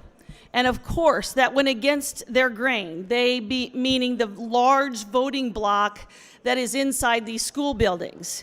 But guess what, guys? I got more votes than anybody else on the ballot. So I won. I got a seat there, and I thought to myself, I need to learn a lot very quickly because school board members come in, hopefully you're hiring people from outside the rigid box. That rigid box is people who have been in the education system themselves that are very unlikely to change what's happening. They're likely to vote yes on everything that they're asked to vote yes on. But I got in there, and immediately after I was sworn in, I was taken away to a weekend with the OSBA, the Ohio School Board Association. And I didn't know what they were, what this was all about, but I'm willing to go for a training. It's a 2-day training. During those 2 days, we were told how to be good school board members by a trade organization, not an arm of the government. It's a trade organization that we voted to pay membership to. About $10,000 a year is what you pay to become a member. So I went to this training, which also costs on top of the membership. It's not free, nothing's free there. Everything they do, there's an extra cost to. So I went to this training. For 2 days, I was told how to be a good school board member. Things like, do what your superintendent and treasurer tell you to do. You hired them, now you have to trust them. Don't walk through the buildings because it makes people nervous, and you don't like your employees to be nervous. Don't disagree in front of the public. You need to be a united front. Even if you disagree, do so behind closed doors, and don't bring that disagreement out into the public. Do not air dirty laundry. I'm telling you, for 2 days, we were told things that either scared us or made us understand that we're to be a part of that agenda. So if the majority voted for something and you don't really like that something, you were supposed to present a united front and vote with them. And I kept asking questions this whole weekend. I said, now, if I disagree with something, I'm going to disagree with it before, and I'm going to disagree with it after. It doesn't change just because 4 of them voted against the 1 of me. So during my first month there, I voted no on something really important, which was to spend another $830,000 on the health care policy, to spend that out of district funds. Well, they were on the ballot, and they had removed all kinds of things from the children's services. So they had removed transporting children to school for the high school students. They were about to remove the two-mile radius busing. They had limited their textbook purchasing, saying that we could no longer order textbooks. They said our buildings were leaking, our windows were leaking, we had to replace, our building upkeep was horrific. They needed money. So 4 of them voted yes, let's pay that $830,000 more for the adults' health care services. I said, but I voted no. I always wrote a statement about why I voted the way I did, and I always said, my statement is available at kohlsforeducation.com. So that was my website. And of course, OSBA told us that you don't speak for the board, that you let the president of the board speak for the board, and that you pretty much can't speak for yourself. And I rejected many of those messages from that weekend. And I said, no, I'm going to speak to my constituents. They hired me. I'm talking to them. We were told as board members that if you get a question or a comment or somebody that wants to talk to you about some school matter, you're to flip that to the superintendent or treasurer. And I thought, well, that goes against why I think I was elected too. I think if they wrote me the question, I'm going to answer the question or get the answers for them. I am not going to flip that to my superintendent. So what it does is it trains school board members to have nothing to do with the public, to care about the people inside that district, because you're to be a cheerleader for your district. So guys, I left that weekend knowing I was not going to be a good school board member, according to the OSBA. And I voted no. I would say why. I voted no on the 5-year forecast because I disagreed with the way they were forecasting our expenses. Number 2, I didn't understand it. I said I shouldn't put my name on anything I don't completely understand, and especially spending $55 million per year. I don't want to do that. So I started saying no to a lot of things. It didn't earn me points with the other 4 that didn't care for a no voter in the first place. But doing that, after a couple months, those 4 board members started trusting me because I would simply give them the rest of the information that they were missing from the administrative staff. And I would say the OSBA has this code of ethics that every January they want school board members to approve. And I said no to that my second year because I said it's a way to keep board members muzzled. And I don't believe in muzzling an elected representative. So I'm going to say no to that. So there are a number of things I said no. I explained why. The other board members, you know, and they would get mad at me sometimes because I wasn't that united front. We weren't a 5-0 board. We were a 4-1, 4-1, 4-1. And I said, look, I'm just voting my conscience. And I'm telling you why I voted the way I did. I want you to vote your conscience. Please do that. And I'm not going to badmouth you for voting your conscience, but please explain to the community why you voted the way you did. And I think we're all good. But within a couple months, guys, they were voting with me. We voted to stop tenure because we didn't agree with it. And we did for 3 years. We gave nobody a continuing contract until I left. And then I think they just approved everybody because the conservatives were in the minority by that point, by the time I left. We voted to stop giving the administrators their huge bonuses every year. I said, now wait a minute, we could no longer afford to safely transport our students to school, so I'm confused why we have enough money all of a sudden, or not all of a sudden, but why we have enough money, $200,000 a year to bonus, called Pick Up on the Pickup, our administrators. So we voted to do away with that. There were a lot of things. We had 33 cell phones when I came on board, and I said, I don't believe that many people need a cell phone that the district provides. We took it down to like 10 and took our bill down to 1/3 of what it was before. We did a lot of that kind of stuff. Once I explained what was going on, the other board members started trusting me. So what I do now is I train school board members. I will go speak in any organization that invites me. I'll go wherever 3 people gather to tell you what's happening in public education. I saw it with my own eyes. Board members are rendered useless because of the bullying tactics that OSBA, we pay for them. Kimberly was right. We pay for them to train our school board members on how to be ineffective. I'm going to train them how to be effective. I'm going to tell them what their rights are and what their responsibilities are and how they are responsible to the public. And I kept saying during these board meetings that people inside this district have representation. I'm here because the people outside this district do not. And so I'm going to speak for the community. I'm going to keep doing that. And you can't tell me that I've lost my First Amendment rights to do so because I swore an oath. And in fact, I think I just reiterated my right to do so when I swore that oath. So there were a lot of things I was saying. I did it with a smile. I always tell Kimberly this. I say what I say with a smile and with respect to the other people who are listening. They may disagree, and I told them absolutely, because I don't agree with everything you say, and that's okay. But you're here to represent. I'm here to represent. I'm going to do it my way. Thanks for your opinion. Have a seat, because you're not going to derail me. Do I have the slide presentation? Excuse me? Back there? Hello? They're not looking. I've got a slide presentation. Can you put that up here, please? So what I do, when I go places, I present the international, national, and then the statewide information, and then I'll kind of zero in on the district and what that district in that area does. So that's kind of what that is. Next slide, please. I'll go pretty fast, guys, because I'm only going to spend a few minutes on some of these slides.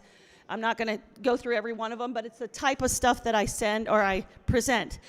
You have every right, just write to me, or you can write to Ronald and say, I want that PowerPoint. You can have every slide here, okay? So you can read it more later, more detail. How do we know it's failing? Do we know it's failing? Why is it failing, and how do we fix it? Next one.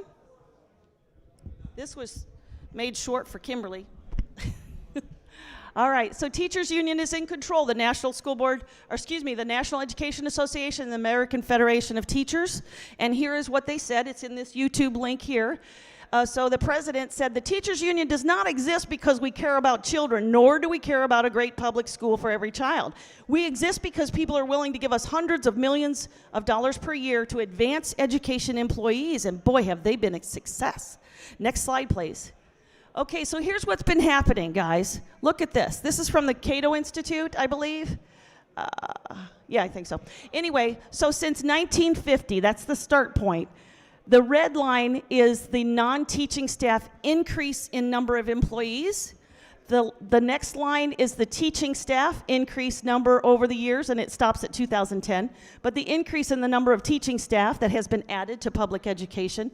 The next line is, I think it's teaching staff. Oh, I'm sorry. The middle one is total staff, teaching staff. But down at the bottom, the black line, that's student enrollment.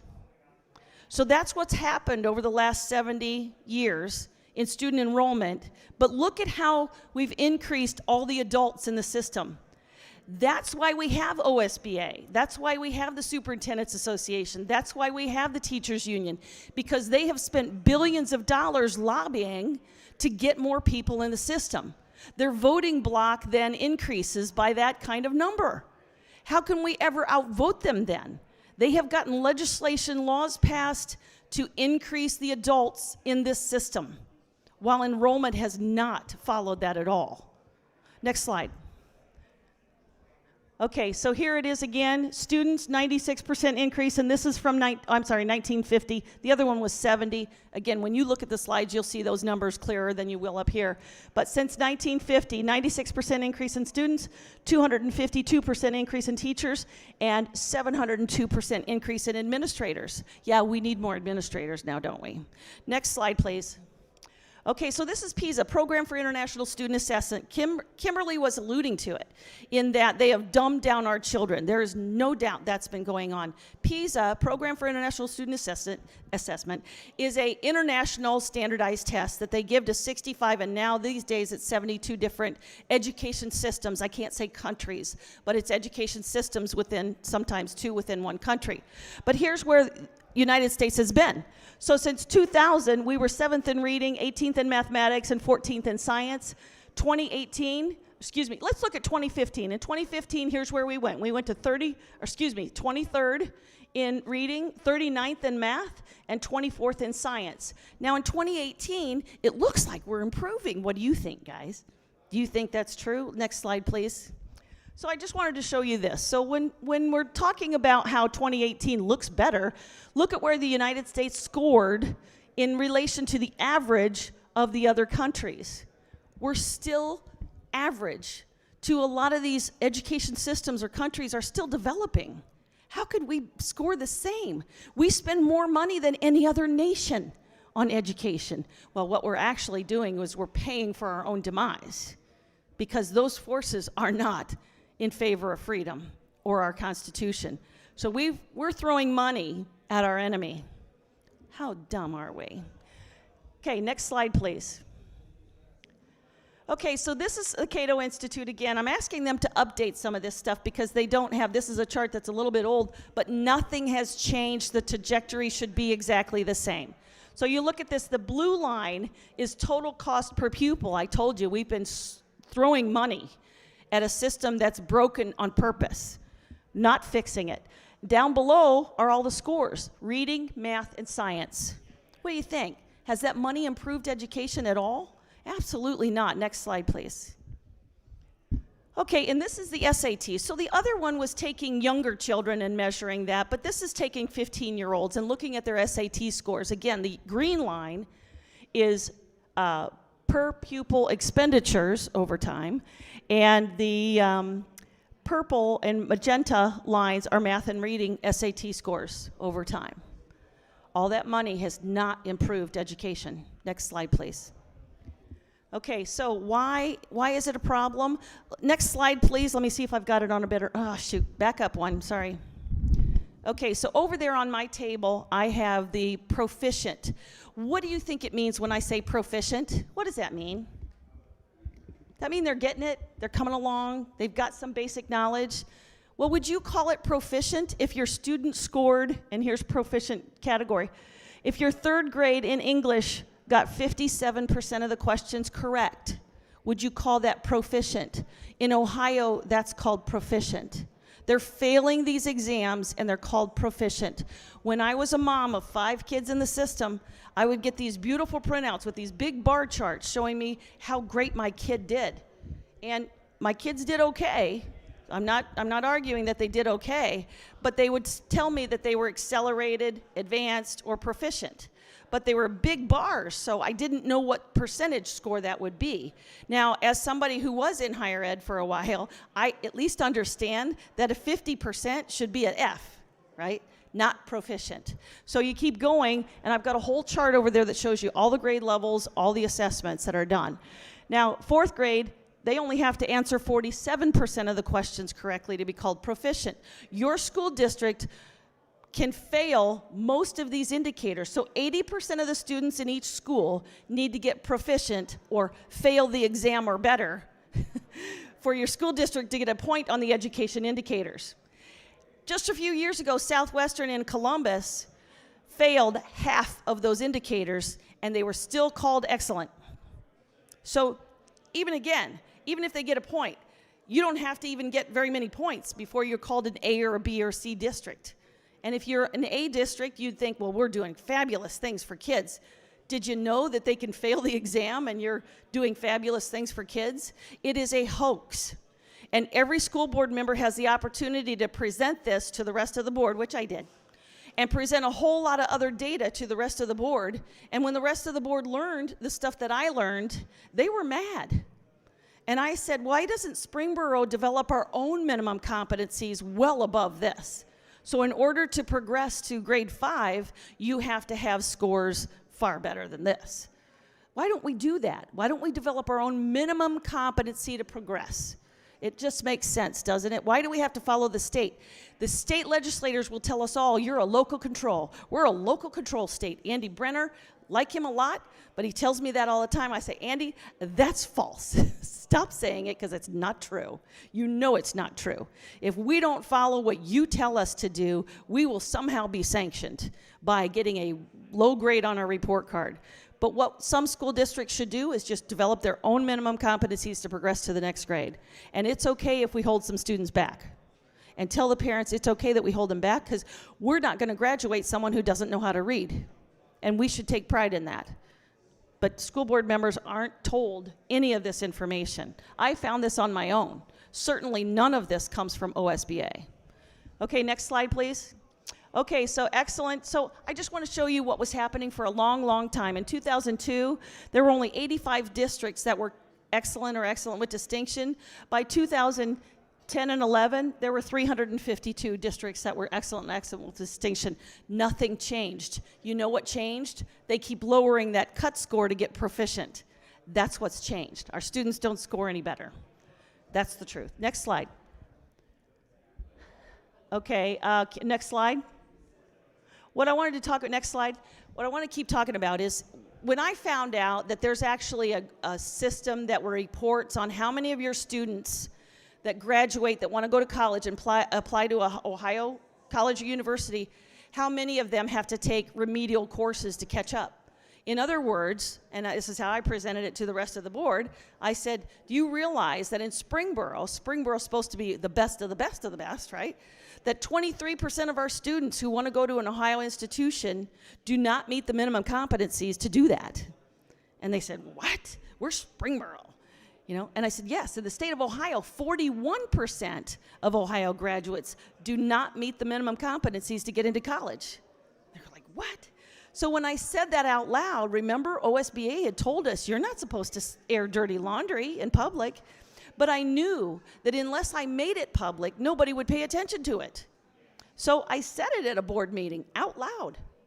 And I had a member of the audience who was a teacher come up afterwards and said, well, Dr. Kohls, you know, a lot of these students that are applying to college probably shouldn't go. And I said, you know, if we have one student that doesn't meet this minimum competency, and maybe that's where we set it, to go to college, I think we have a problem here in Springboro. I think we should take them somewhere where we say that's the minimum competency to get a diploma. And maybe it's the college entrance. Maybe it's lower, I don't know. But we have nothing right now, and 41% of Ohio students don't meet the minimum competencies to go to college. We have a problem. Okay, next slide, please.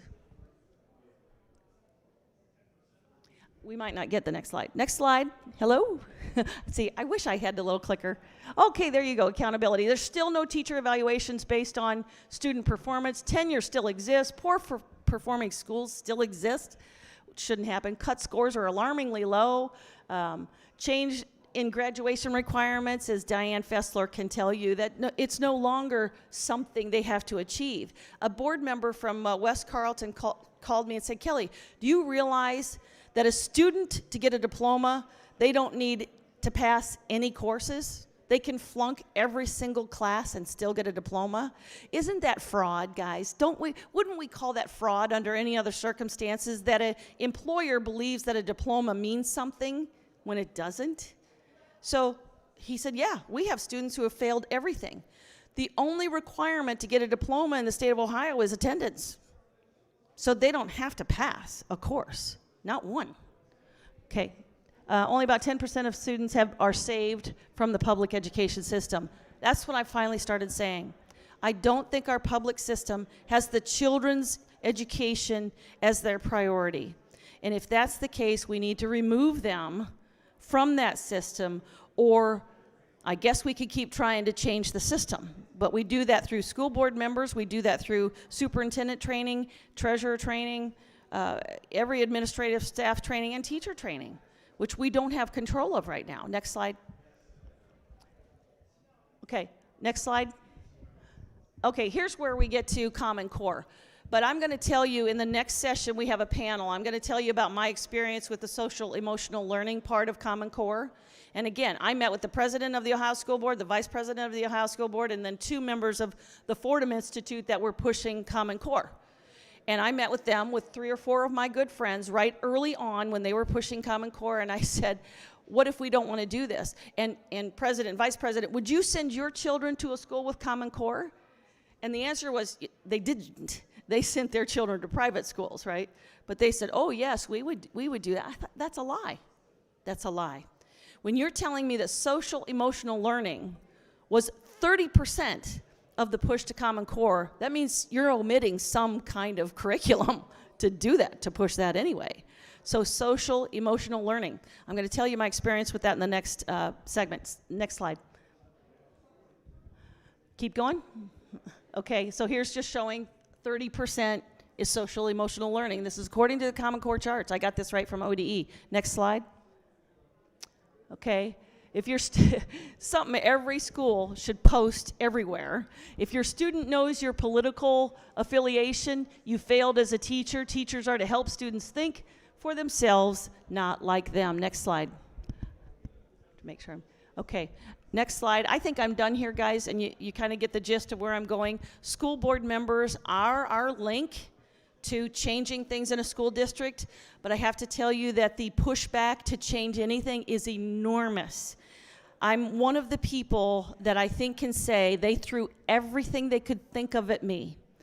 Till finally, towards the end, I was sued in federal court, personally and as a board member, and again, I'm standing there saying, bring it. Bring it. I want this to go public. So it was a teacher who said we denied her her First Amendment rights, blah, blah, blah, blah, blah. It was a frivolous suit. But the purpose of it was to intimidate. And her first settlement agreement that she pushed towards the board, that here's, I'll settle and I'll drop this case if Kohls resigns and never runs for office again, right? That's what they wanted. They wanted me to step down.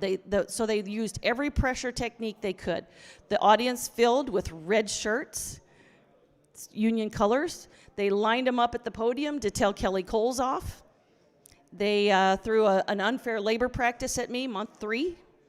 People, administrative staff kept quitting. The newspaper put article after article after article about Kelly Kohls bad, Kelly Kohls bad, Kelly Kohls bad. But because I explained the way I voted, it was on my website, which I tried to say 3 times during every board meeting. They hated that. Go to Kelly Kohls for education, you know, blah, blah, blah. And they hated that. But what happened was the next election, the community hired 2 more people just like me. I took board majority and I became the board president. Much to their disappointment, it didn't work. Everything they tried backfired. So we can do this. And I'm going to teach school board members how to take the heat, put on their Teflon coat, and those arrows can just bounce right back off. That our course doesn't need to change. If your goal is to put children first in education again, then I'm here to help you. And that's what I'm going to do with this new business. Thanks to the help of Kimberly, Fletcher, Moms for America. Because, you know, starting a national organization, and even one that's starting in Ohio. Our first chapter is going to be in Ohio. I did it for 8 years. I did it for free, didn't charge nothing, hardly anything, all volunteers. But as you know, volunteers put your request at the bottom of their to-do list. And so I felt like we were spinning our wheels and couldn't really get anywhere. So what we got to have now is we've got to have contributions. Moms for America has the 501c3. Every time you go on there and you contribute, and you might just designate for school board stuff, they put it into account, and that's how we're going to get this done. 501c3, as you might know, is a charitable organization, tax-free organization, and your contribution is anonymous.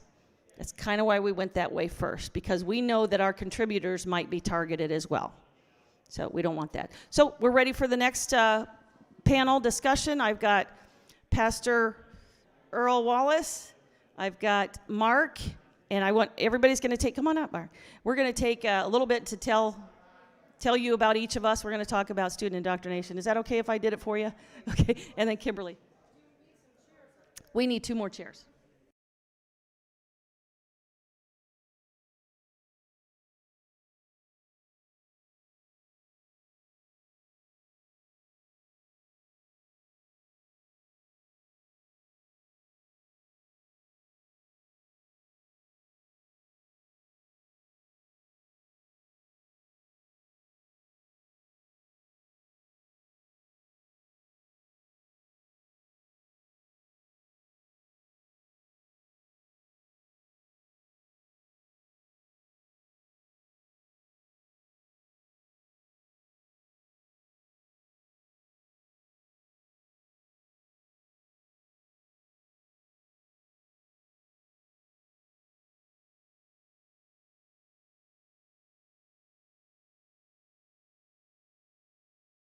Earl Wallace, and I was a former high school English teacher. I taught high school for 2 years. I never had fewer than 92 to 95% of my students passing Regents exams. I was very perplexed that my department head actually wrote me up at one point and said, "We want you to be like the other teachers. You're not like the other teachers." I was very young, and I didn't want to sass my elder and say, well, if I was like the other teachers, then I would only be getting 50% of my students to pass Regents exams. I was called out of high school teaching by a person walking up to me after a church service when I was a junior in college, actually, and said that God told them that one day I would handle a case against the Veterans Administration for this little lady who got out of the service in 1954. To make a long story short, I get out of college, I'm teaching high school English. My department head turns on me. I'm getting the sense that I need to go do something else anyway. And then I got a job with the State Division of Veterans Affairs. And in 1994, the federal government had to pay her back to 1954. A bunch of things happened to me. Then I got introduced to people who I since have been identified as the Illuminati or whatever. I wrote a book called The Three-Dimensional Leader. I've traveled to 4 continents and taught it. I've been able to work with military generals and the heads of various corporations and foreign governments that are owned by kings. And that led me to become an activist for our beloved USA, because I saw the same problems that I saw in these other countries actually in our country, and I decided there must be a common denominator. And actually, I'm trying to remember how I met Kelly. I was at another event. We decided to the Heritage Foundation flew me out to one of their events, and I met you at lunch. Yes. So that's my background. Okay. Great, thank you. Yeah, and he's been a rich resource for me for years now. I go to him on a lot of things. So Kelly Kohls ran for school board in 2010. I was on the school board, 2 school boards, the Career Center as well, from 2010 to 2014. Since 2012, though, I've been speaking all over the state of Ohio and wherever Kimberly sends me to, talking about my experience, because it's really important to get people like me, more people like me on school boards, and then for me to help them understand their role, their responsibilities, and how to protect themselves from the venom, true venom that is coming their way for trying to put the children first.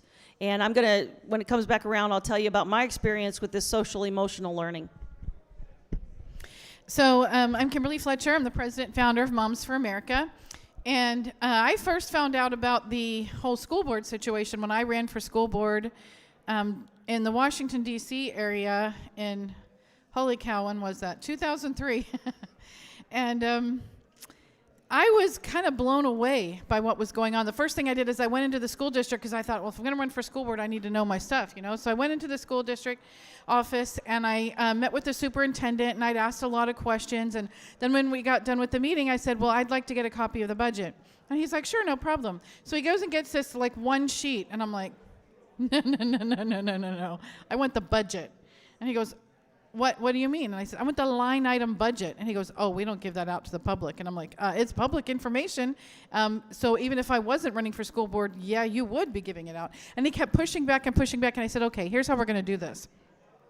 You're either going to go in the back room and copy this whole entire book and hand it to me, or you're going to hand it to me. I'm going to go home, look through it, and come back. So he brings out 3 5-inch ring notebooks. That's their budget.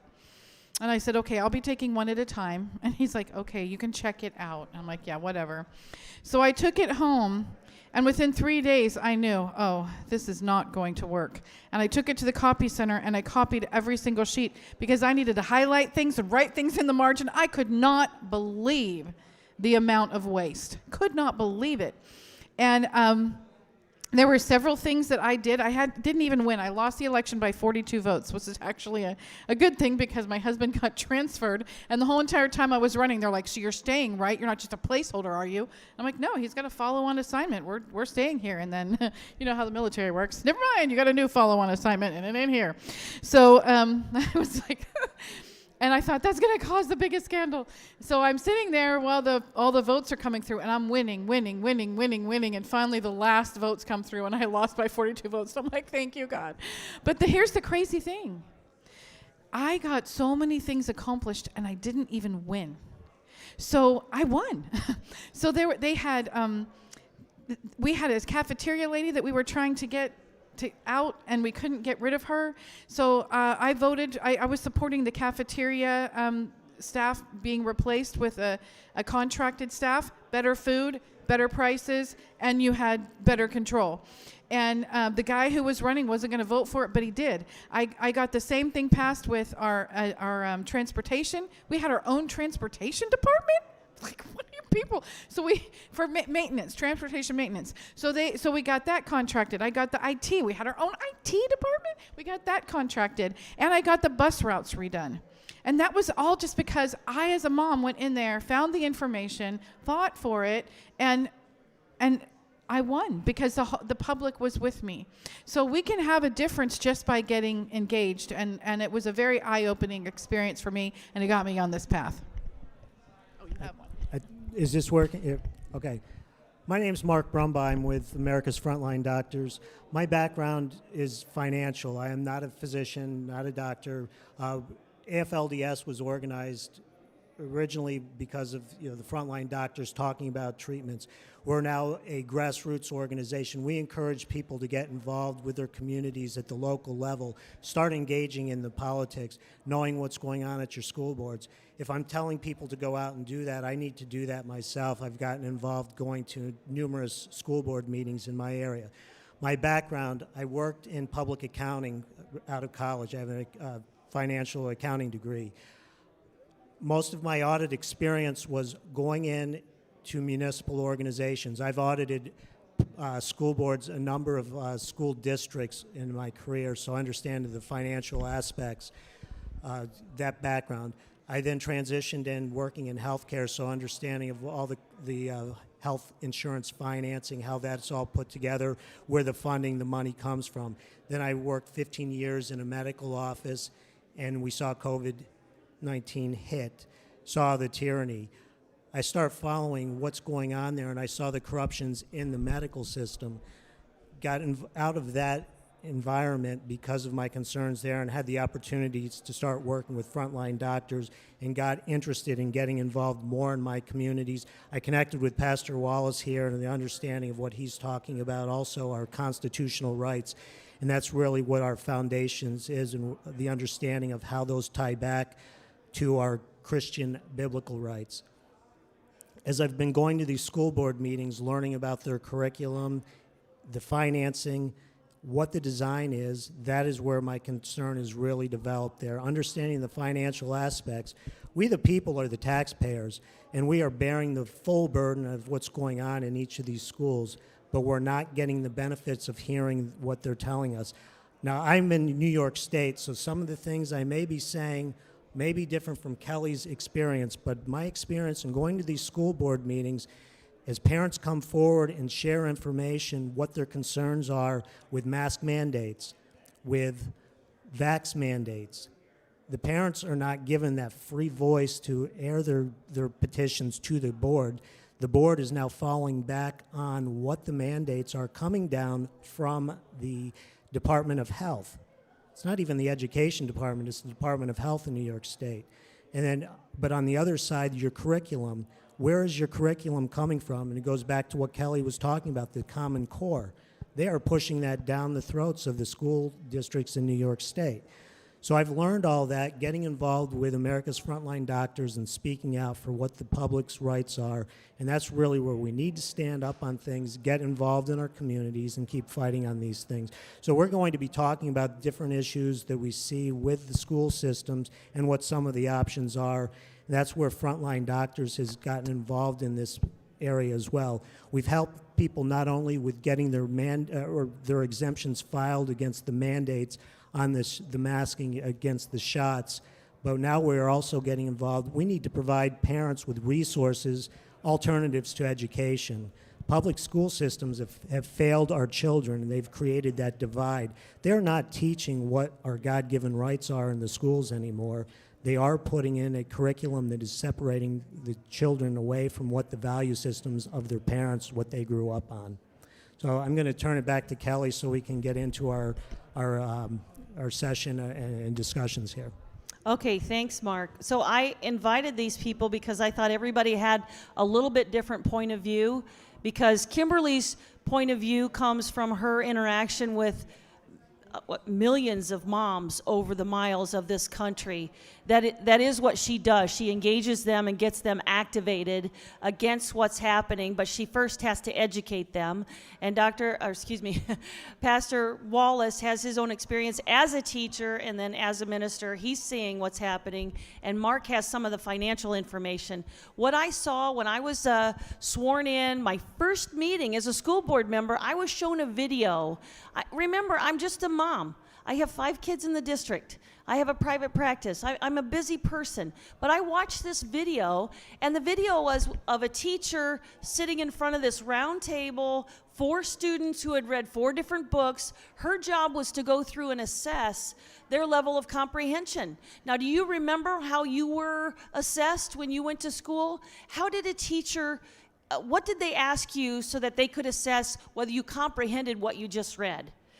Yeah, it was why, who, what, when, how, why, all of those W. Who, what, when, where, and how, why, and why. So that's how they assessed it. They wanted to know if you got the details to what you just read. Well, instead of that, the teacher went to the first student and said, so how do you think it made the teacher feel to give away her pet for the summer? So told the student what was in the article. All the student had to, or the book, just all the student had to do was tell her how they felt. They're not assessing anything. And of course, she lended the answer with the way she asked the question. So if the student says, sad? Oh, right answer, comprehension, check.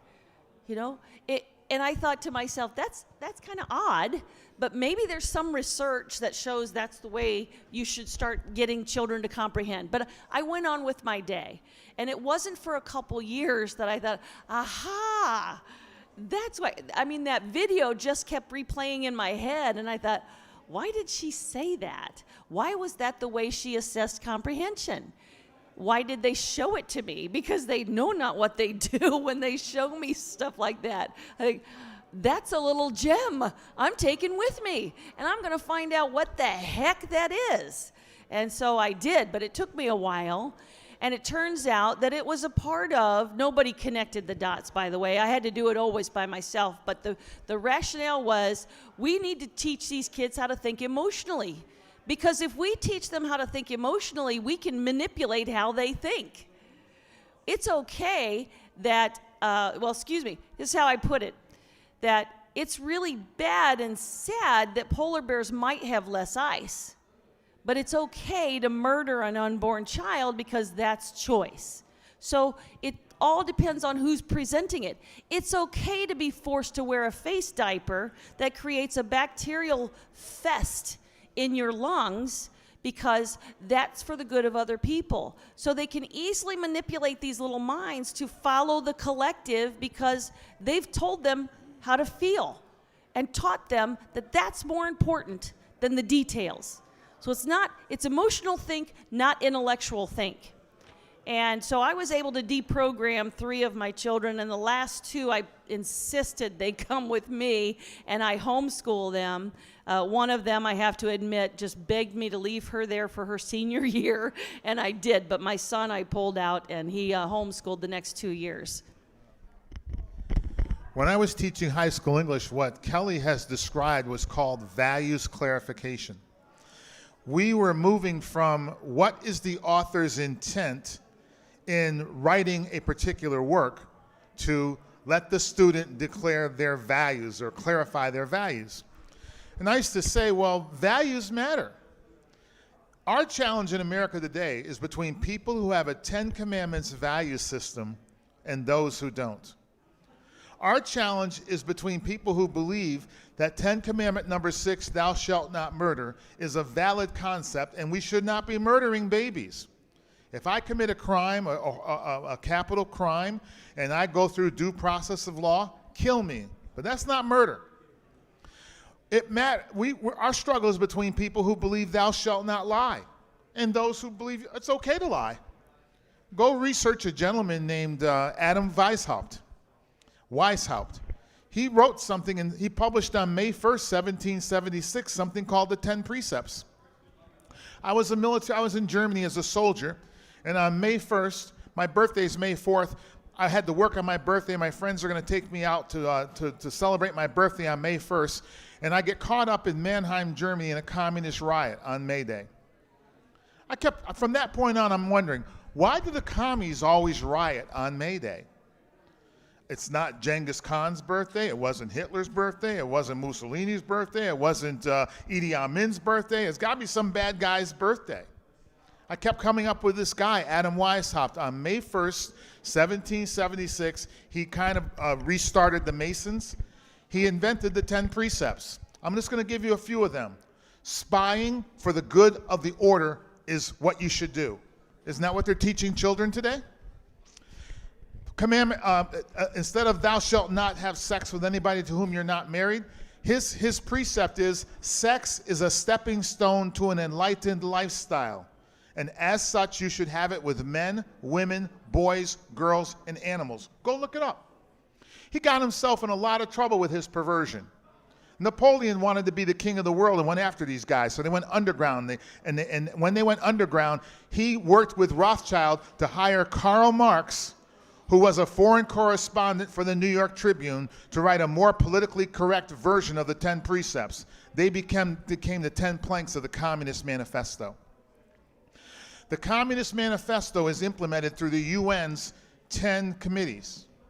Now, the UN's 10 committees are implementing the unbiblical concepts, the politically correct version of the 10 perverted precepts that are the opposite of the 10 commandments, the way God wants us to live. We have to stop saying, I'm a conservative, because what does that mean? My hair is short? I was born before a certain year? We got both Democrats and Republicans shafting our country. We need to change the narrative to, you either have a 10 commandments value system and you believe those things are right and wrong, or you have a 10 precepts value system and you believe the opposites are right and wrong. I saw this when I was teaching, but I didn't know what to call it. They called it values clarification. Now I'm dealing on the street with people in Black Lives Matter, and they say, I have a microaggression. I feel in this microcosm that there's been some wrong done. And we tell them, I don't care what your feelings are. We have 10 commandments rights that are inalienable. They come from our Creator. They are our natural rights. We have a 10 commandment number 6 right to not be murdered. We have a 10 commandment number 7 right not to be sexually molested. We have a 10 commandment number 8 right not to be stolen from. And that means you are not going to burn any buildings down in this community because you have a microaggression. I do full police department training programs based on the 10 commandments and the Bill of Rights. When we are on the streets and we hold up our signs that say, thank you, police officers, for securing the 10 commandments rights that God gives us, the police do their jobs. When we were not there, they were bowing down, kneeling on the sidewalk in worship with Black Lives Matter. The first day they did so, I'm watching my TV. I've got people coming to my house for dinner. I got a husband and wife coming who had just been diagnosed with cancer. My friend calls me up and says, do you see what's going on television? I said, I do. And I said, there's a battlefield going on, and we cannot get there today. The next time, my friend and I, 2 of us versus 150, took our signs, and we stood at my city hall steps, and 160 Black Lives Matter people said, we're going to burn the place down. And we said, no, you're not. And when they called their security people, big car comes up, and 2 guys get out, and they pop the trunk, and they put on their military vests. They're like over 6 foot tall. My friend and I are in our 60s. I got my 10 commandments sign. They go, what are you doing here? I said, well, I'm here to secure the rights that God gives we the people. I'm here to secure our 10 commandments rights. They said, what are those? I said, we have a 10 commandment 6 right to not be murdered. We have a 10 commandment number 7 right not to be sexually molested. A number 8 right not to be stolen from, which means my city hall should not be burned down because you people feel that there's racism. The 2 guys said, oh, why didn't you tell us that in the first place? They got in the car and they drove away. Isaiah 55:11 says, my word never returns void. We are losing the battle because we do not know how to apply the Bible to every aspect of life, including civics. And our children don't. Thank you, Kelly. When we are on the streets with the police, they do their job. I was in Saratoga Springs, New York. The police association had organized an event with all the police wives. We outnumbered Black Lives Matter probably 25 to 1. The cop says to me, if your people leave, we will enforce the laws. And I said, no. 2 weeks ago, they tore down a statue, a historical statue over there. We're not letting them tear down anything else. The cop said to me, sir, if you get your people to leave, and I said, first of all, I don't know half these people. I just brought the signs. I really don't know them. They said, if you leave and collect your signs, trust us to do our job. When we went through the crowd and were leaving, they were rolling in an armored personnel carrier, and that night they arrested 9 Black Lives Matter people. I've got signs out in my car. I will give you my signs. Take them home and make your own signs. The word of God never returns void. We have to fight this on the land, on the air, on the sea. We got to fight it at street level. We got to fight it everywhere. We have to fight it at the school boards. We got to fight it. The reason I got involved with this recently is because the conservative chicks who have been on Fox News multiple times, I teach at a school where some of them teach. I used to teach. So they asked me to come to the board meetings, and for 5 years I've been at board meetings with them, explaining these things. But we're past that now. We have rights that come from our Creator, and we are sick of people trying to violate the rights that God gives us. And we are now aligned with a lot of law enforcement people, and we are going to a plan B to secure the rights of our children.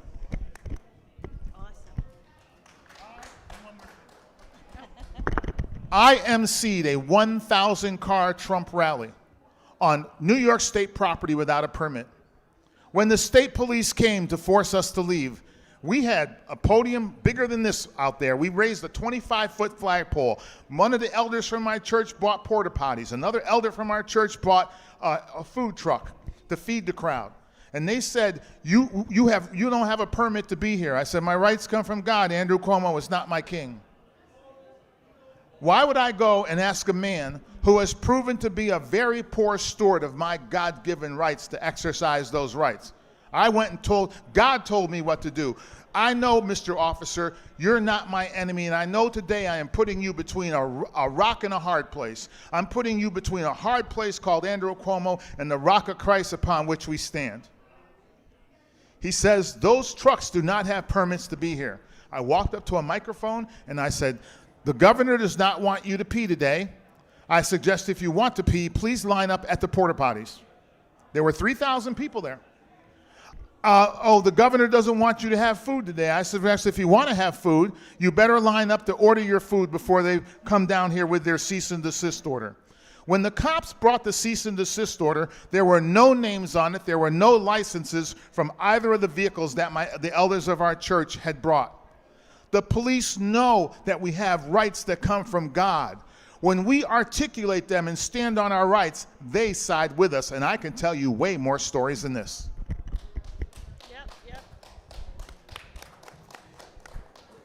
One of the things that Kelly said that struck my mind here is they know not what they do, and that was another issue. They absolutely know what they're doing. This is designed. We saw when prayer was taken out of school, we don't have the values of God taught in our school system anymore. How many hours a week are children in school? 30 hours, 35, 40 hours? There are activities they are involved with. School activities, craft activities, a number of different things. Most of that information, they are not getting fed the values of what we need in a biblical value system. They have to sleep 8 hours a day, whatever the recommendations are. That is more time that they are not getting fed, nourished on God's Word. If they come from a Christian family, they might get an hour of Sunday school time. If their parents are really strong in their Christian beliefs, they might be giving them a half hour, an hour of devotion time at night. But you take that 30 hours of time in school and compare that to that 1 hour, 5 hours, 7 hours, best case, you're probably getting a 10-to-1 ratio of nourishment in the world system versus the God system. So why are we facing this? Good versus evil, and the system, it's stacked against our children. They will not be nourished in the Word of God. They will not have that biblical commandment value system Pastor Wallace has mentioned here. We've been taken away from that. You look at what critical race theory is doing, equity, diversity, inclusion. It's separating our children. It's not bringing them the bonds together. It's saying Mark is an oppressor. Earl is oppressed. Why? Our skin color. Earl and I are best friends. That doesn't matter. I am an oppressor. Earl is oppressed. I owe him reparations for something that maybe an ancestor of mine did 200 years ago, 100 years ago. There's no validity to this. What they seek is, when they say equity, what we want is equality. We want equal opportunity to succeed, but that doesn't mean that we have to have equal or equitable results in the solution. That is the misnomer, the falsity that is being rammed down the children's throats, and it's, again, goes back to what Kelly talked about, this emotional learning. We need fact-based education again, the who, what, why, when, and how. That is where we really, truly demonstrate that there's a knowledge and a mastery of the subject matter. So, as I said before, there's a really big war going on, and it's way bigger, wider, and deeper than we know. But the solutions are much simpler. And it starts with being educated and informed. And we have a populace of mothers who are raising children who have no idea what America's about. And I see it when we have in our cottage meetings, when I see these moms and I tell them the stories of the Mayflower or something, and they're like, Mayflower, what's the Mayflower? What's the Mayflower? And when they see what America is supposed to look like, they get excited. It inspires them. It gives them hope. But they don't have that. And one of the things that I always say when I go out and speak at big crowds of moms, I said, I can tell you within 5 to 10 years how old you are just by asking one question. And they're like, how do you know that? And I was like, here's the one question. How many of you, by a show of hands, have ever heard of the Great American Melting Pot? And those who raise their hands, I'll say, well, you're 50 or older, or else you had a really good mama. Because they don't teach that anymore. Now they teach it's a tossed salad. We're all thrown into a bowl, but we don't get along. No, we don't ever blend. They have been working really, really hard to divide us. And as a military wife and a student of history, I can tell you that how you conquer people is by first dividing them. And when Gorbachev said he was going to feed little bits until we one day realized we were communists, that's what they've been doing. That is what they've been doing. Taking away who we are and replacing it with who we aren't. And now we have a lot of people who are depressed and confused and who have money as a god. And it is a very difficult place to be. So one of the things that it saddens me, it angers me, and it gives me joy all at the same time. When I hear these moms calling me and telling me what's going on, the joy comes from, oh my gosh, it is so bad now that they're so awake, they're fighting like lions. And we need lionesses out there. But I hear the stories and I hear the pain, and they're afraid. So this letter that we're going to be sending out, one of the moms who signed it, she's from California, and she runs Parents United in Education for California. And she's been fighting the sex education for 2 years. And she just got completely freaked out and said, take my name off, please take my name off. And it wasn't because she didn't believe in it. It wasn't because she didn't want to support it. It's because all these things that are happening in Washington, D.C. right now, it is not an accident that they are putting out all these subpoenas to people who are, a lot of them, my friends of mine, all about January 6th. They're doing it to scare and intimidate. If we can do this here, we can do it there. And so that's their whole goal. That's how the Bolsheviks worked. They terrified you. That's how Hitler worked when he came to power, is he destroyed the government building. We didn't destroy that government building. They were tearing down our country for a whole entire summer. People are angry, but what we have to understand is we can't fight the way they fight. There's a great quote that says, never argue with an idiot because they'll drag you down to their level and win on experience. Well, we've learned that. We learned that on January 6th. We're never going to win that fight. So we need to be able to stand taller, smile, like Kelly says, and be wiser. So just one quick example that I can give you. I've heard from moms over the course of the last year of the mask mandates causing staph infection on their children's faces. More kids are going into dentists with cavities and gum disease, all kinds of stuff on the mask mandates. Wearing the mask, okay, the mask mandate is completely different, but wearing the masks. We have gender reveal parties that are going on in kindergarten, first grade, and third grade, where kids are suddenly turning from boys to girls, and the teacher's heralding it with cupcakes. These are the kind of things that are going on in the classroom. So a mom the other day, a couple years ago, contacted me, and she was just devastated. And there's catchphrases that we need to be aware of, and one of them is higher reading level. When you hear that your children are at a higher reading level, you're like, oh my gosh, they're doing so well. No, that's a code word for you need to go in and look at that book, whatever books they're promoting. So this mom came to my door, and her daughter, 5th grade, barely 10 years old, her teacher had started a classroom library, sent an email to all the parents saying, your children are at a higher reading level, and the school library doesn't have books that are at their higher reading level, so I'm going to be putting a library in the classroom where the children can pull the books. Well, her daughter came home completely traumatized because one of the boys in the classroom was reading out of the book, and it was an attempted rape of a 12-year-old girl by a 60-year-old man. And she came to me, what am I supposed to do? And I said, I'll tell you what you need to do. You need to go to the school board and for your 3 minutes, read the book. And that's what parents are doing right now. It's making school board members feel very uncomfortable. They're starting to side with the parents. And that, let me tell you, that is why the NSBA sent that letter to the DOJ. Because we're starting to have impact, and they cannot allow that to happen. So the last thing I wanted to say is why would they be working our children over like they are? They want to destroy the pillars, or I call it the footers because I like construction. Remove the footers to these children's foundation. If they don't know what gender they are, that's a basic foundation that a child can stand solid on. I'm a boy, I'm a girl. Remove that. You've lost a footer. If you remove their country, which they've always been taught to be proud of. This is a good country. I'm in a solid country. Remove that and make them feel like they're somehow guilty of bad things because of their skin color or because they're an American.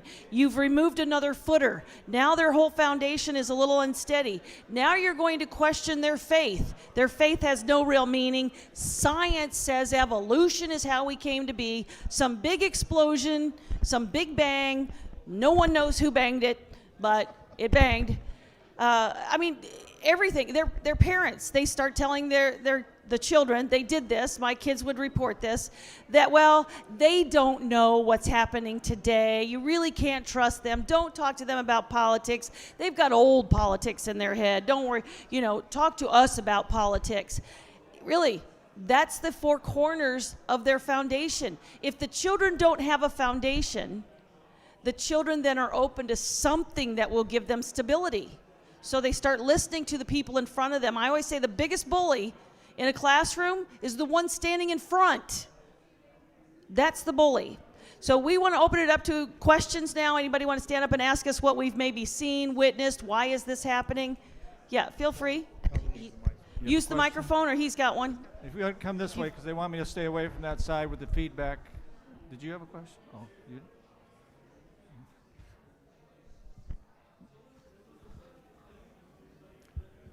I have a question. What happens to the children who emerge from this system after they emerge? What happens to the children once they've purged from the system? Right. Let me speak as a potential employer. Yeah. I work for a company that does research on developing better lithium batteries. And recently we wanted to hire a lab technician, which is, a really low-level job. And we advertised for it, and we got back a bunch of resumes, and we went through the resumes, and our reaction was, we don't want to hire any of these people. They're all worthless. Because, the resumes showed that they were illiterate. They couldn't even write a coherent sentence. So they're unemployable. So what happens to them? I think, John, that's an awesome question. I mean, we would really like to know. And who's more responsible? Is the public education system, or is the parent? I say, parents, you're responsible for your kid. They're your kid. If they're not learning and you can't hand them a book and they can't read it, or you tell them to rewrite this paragraph in the newspaper in their own words, or you tell them to read this book and tell you what it says, parents, a lot of it's falling on the parents. That system is messed up. And for us to trust that system and keep sending our kids to a system we know is fatally, terminally broken is a parent's responsibility to say, why would I do that? So sometimes it's a matter of, and it was scary, and I was telling Pastor Earl about this earlier, or Mark too, that it's really scary to think that one of us has to stay home and raise these children. We had both thought that we've trained ourselves, my husband and I, to be professionals. I got a PhD, for crying out loud. That means that I'm going to work, right? But after the first couple years, we just thought something's wrong here. One of us needs to raise these children. And so we put our faith that one of us would be able to provide. I stopped and I stayed home and offered them this private practice on the side. But it's scary for parents to think that one of us needs to get more involved, because that means we have to pull away from our material desires, our need for material goods, and say, these guys are our priority. And if you're sending them to a system that you know is terminally ill, I don't think anybody argues right now that education, public education, is severely broken, and it's not a place for children to be. that we can try to fix it. I'm willing to help try to do that. But if I had a child in the system today, I'd pull them out. And just one more thing to add on that, it goes back to what we talked about earlier. This is by design, and what parents need to do, and plays off of what Kelly is saying, you need to make the hard right decision, stay home and homeschool, or explore what the options are to get your child out of this system if they're not meeting, if the school is not meeting what you need them to accomplish. You may have to go forth and get them that extra help, the reading help, that comprehension, or you may need to take over the education. That's one of the things that Pastor Wallace and I are working on for our church. We are developing a school system, evaluating curriculum, and we're going to help parents make those decisions on how to educate their children in New York State. That's also further what America's Frontline Doctors is doing, getting resources pulled together to help parents evaluate curriculum and to go forward and what are our options for taking over the education, because of the system is designed to fail us right now because of these curriculum. It's designed to keep people at or below that poverty level and not to be qualified for the jobs. They want us dependent on the government and to provide that solution for us, as opposed to be problem solvers and creative thinkers. So one of the things that a lot of parents say is, well, we can't, and grandparents too, we don't want to just walk away from the system. And I'm like, okay, right. We definitely want to fix the system. But in the meantime, get your kids off the front lines. I wrote a book called The Three-Dimensional Leader, Negotiating Your Mission, Resources, and Context. Like I said, I've taught it on 4 continents. I've taught it in New York City, Miami, Florida, Newport Beach, California, a bunch of other places for smaller companies as well. Here's what I advise people. Sir, get with your team and look at those resumes. Try to find the kid that has the value system that is closest to what your company to what will fulfill your company's mission. You become the tutors. You rescue that kid. The kid may not work out, so you may have to go through 3 or 4 before you find one that's going to kind of gravitate to what the old dogs are saying and will learn the right stuff. We got to fight this on every level. Homeschooling. We're building a facility to support parents with homeschool. We're not registering it with the government. They have failed us. We're not going to call ourselves a 501c3. Why would I put myself under the thumb of those people to audit me? We're not doing that. If you're a parent and you want to come to our school, you're going to sign an agreement. We haven't fully written it yet, but it's going to be sort of militaristic. We're going to fight for these kids. We're not bowing to evil people who want to destroy them. You can't send your kids to our school unless they come after you and you're willing to fight, because we're not backing down. We have to fight this on every single level. I know a lot of business owners that are struggling with the same thing. What am I going to do with these wayward young people? Let's rescue them. Let's try at least. Every church should be a school. There are far more churches than there are school buildings. Every church, you start a preschool, then you keep them there for kindergarten and have a new preschool class coming in, and you just grow with that class. If we start just withdrawing the kids and putting them over here where there is accountability, where parents are involved, then we're not feeding the monster our innocent children. Ready for another question or comment? One of the things that we're doing is we're matching teachers who want to teach with parents who are looking for teachers. When churches open their doors, we're starting these mini schools across the country. And Moms for America isn't doing it. The moms are doing it. We're just empowering them with the tools and resources to help them know how. We're going to have to start to come together as a community, as businesses, as people of faith who want to save this country, and we need to do it by helping our kids. Okay. Ready? Question? Just a comment, and I want to accentuate on what you had said about churches. Churches are somewhat in a decline as far as faith, and we no longer say the Lord's Prayer in school. And some of the parents have 2 jobs, and they can't afford not to work at 2 jobs. So why not have mothers who can, part of their time, come to the church and have classes. As homeschool in churches, you've got people who will volunteer to babysit at the churches. It's a safe environment, and the schedule can be worked out around that, and then you're going to find local people, knowledgeable people, plumbers, engineers, whatever, who can come in and add to the knowledge, first-hand information knowledge. Right. They've got the experiences. And you don't need a teaching certificate to teach a child to sew. You don't need a teaching certificate to show a child botany, gardening, how to fix a car, how to build an end table. You don't need these certificates, because what's happening is teachers are getting indoctrinated themselves in the certificate programs. And I have to just celebrate that some governors are figuring it out, and they're doing away with the teacher licensures in their state.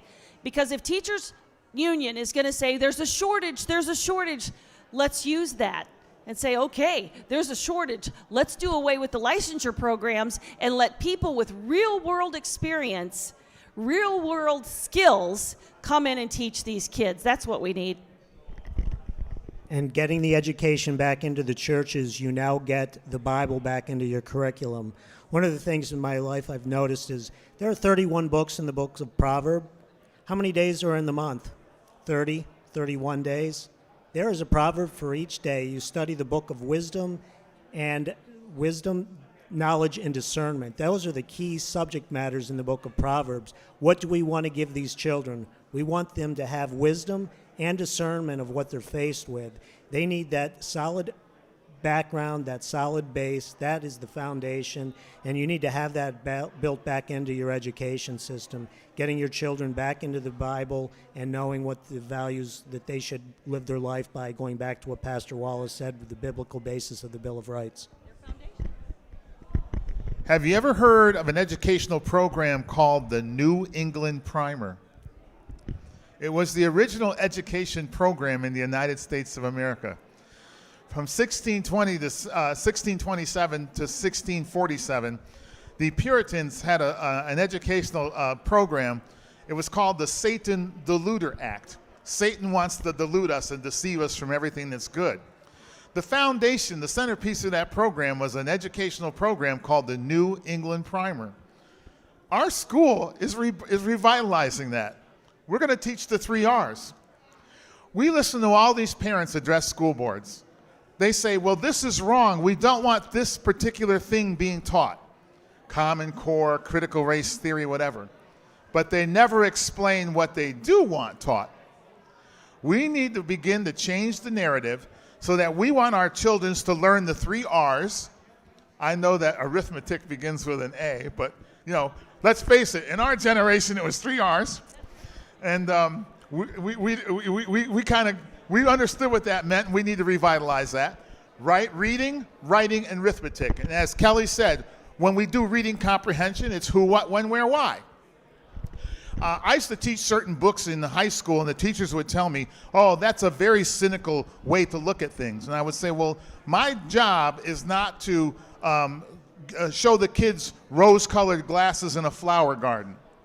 My job is to explain the author's intent in writing certain things, like Lord of the Flies, where the kids in chapter 4 cry and say if the adults were here, things would be different, not realizing that the reason they're on the island is because the adults are having a world war. And in chapter 5, there's a firefight in the sky. 2 planes battling each other, and a pilot comes down with his face all burned off and chewed up, and he lands on a hill kind of over a rock and a ledge, and the parachute is behind him. And every now and then the wind hits the parachute, and the body rises up, and the moonlight shines on the goggles. And when the kids come over the hill, because they hear of the parachute, they look over the hill and they look into the goggles and they see themselves, but they also see the corroded face of the pilot, and they cry, "The beast! The beast! I've seen the beast!" And they run away, but they saw themselves. We're all sinners.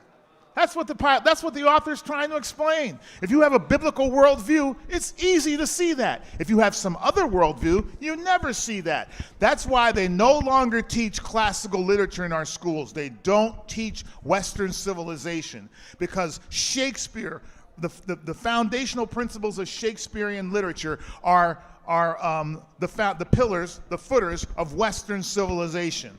We're going back to all of that. We're very proud of it, as a matter of fact. We make no bones about it. We're not apologizing to anybody for teaching it. That's what we want our children to learn. Any other questions? Is there another speaker lined up here? At 2:15. So how much time do we have?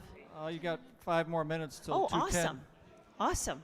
Yes. Did you have a question over there? So one of the things that they started in the schools, and it's all been an effort to confuse our children, and I kind of call it the false prophet campaign, where the teacher in the front who's told what to say and what to do because she has to pass the kids. The school has to get a good grade. The teachers have to teach to the test so the classroom can get a good grade. The teacher will be commended. The school will have a nice point, and it's just all this crazy thing. So everybody's reporting to some false prophet. And our children are in the classroom with this person who's dictating to them what's right and what's wrong. And it isn't just about the 10 Commandments or values. I mean, they've really gone off the rails, and it didn't even really start with values. It started with how feelings. We want to make sure the kids feel good. We want to encourage them. So 30 years ago, when I was in California with my young children in elementary school, they were doing creative spelling, and I remember my son coming home with his paper, and I said, "Well, honey, you're 7 years old. You need to do your final copy." "This is my final copy." Like, "What do you mean this is your final copy? You spell these things right?" "Oh, no, we don't have to spell it right. It's about what we want to make sure that we're just supposed to write it. We don't have to spell it right." And I was like, "That's insane." So I made him do it. And then I go to the classroom and I'm talking to the teacher. I'm like, "You won't believe what my son tried to pull over me." And she goes, "Oh, no, that's true." I'm like, "What?" Their whole idea was we want to encourage them to write and share their story. I'm like, okay, they're never going to get a job if they can't spell. And then the phonics. They pulled phonics away because they said, "Oh, whole language. We need to give them all the words." That's like taking a whole meal, shoving it in a bag, and then shoving it down a kid's throat. Phonics works. So there are specific things that we have been teaching, the way we have been teaching it for decades, for centuries, that they have been changing just in the last 30 years. And we need to get back to those core things. And you know what? I homeschool. I homeschooled all of my children. And I have 8. And it's possible. And no matter what the circumstance is, homeschooling is not what you think it is. It isn't duplicating what's in the public school. And why would you duplicate a failed system? It's not that. It's not sitting your children in a desk for 8 hours a day and giving them all different subjects and different times. It's more like the one-room schoolhouse, but you know what it really is? It's taking back control of your children's education, whatever that means for you. If it's getting parents together and paying for a tutor, if it's starting a pod in a co-op in a church, whatever it is, you can send your kids to community college at 14 if you want to. Whatever it is. Whether it's sending your kids to get a skill trade, apprenticing, it is putting it back in your control. Will it take sacrifice? You bet your booty. But are your children worth it? Because God gave them to you. Got one last that's question. right. Time for one more question, unless you wanted to say something. Okay, I wanted to say something. What I think most parents don't understand was what I didn't understand. In 2010 and 11, when I was on the school board, I started learning what the heck is going on, and I started asking my kids, all 5 still in the system, "Are you hearing these kinds?" No, Mom. I said, "Do they ever question your parents or say that your parents don't know much?" "Oh, no. But the problem is the droplets are so small that the children don't necessarily pick them up. Then I heard about this free TV that each classroom in the junior high got, and they were watching Channel 1. So I thought, well, that's weird. What comes free, guys? What is free ever?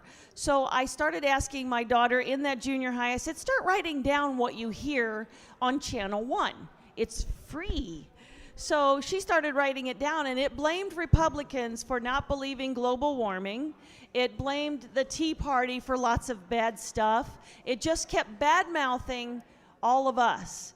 But it's so small. So the way as a school board member, I can't go to the board meeting and say, guys, you're feeding them 15 minutes of television that is political propaganda. I knew I couldn't approach it that way, but I approached it by saying, you guys are all telling parents to take their children away from these television sets, but you're sitting them in front of a television set. Why don't we use that 15 minutes of homeroom to go over one rule of grammar? To use that time for them to catch up on their homework, to use that time maybe to socialize. But you're telling parents to get the kids away from the TV. Why are you telling them to watch TV? So I knew what it was. It's a propaganda machine that they put in these homerooms for 15 minutes. But that isn't how you can approach that subject, because then your political agenda, blah, blah, blah. And we had several people testify that Channel 1 is awesome. It teaches kids about world news.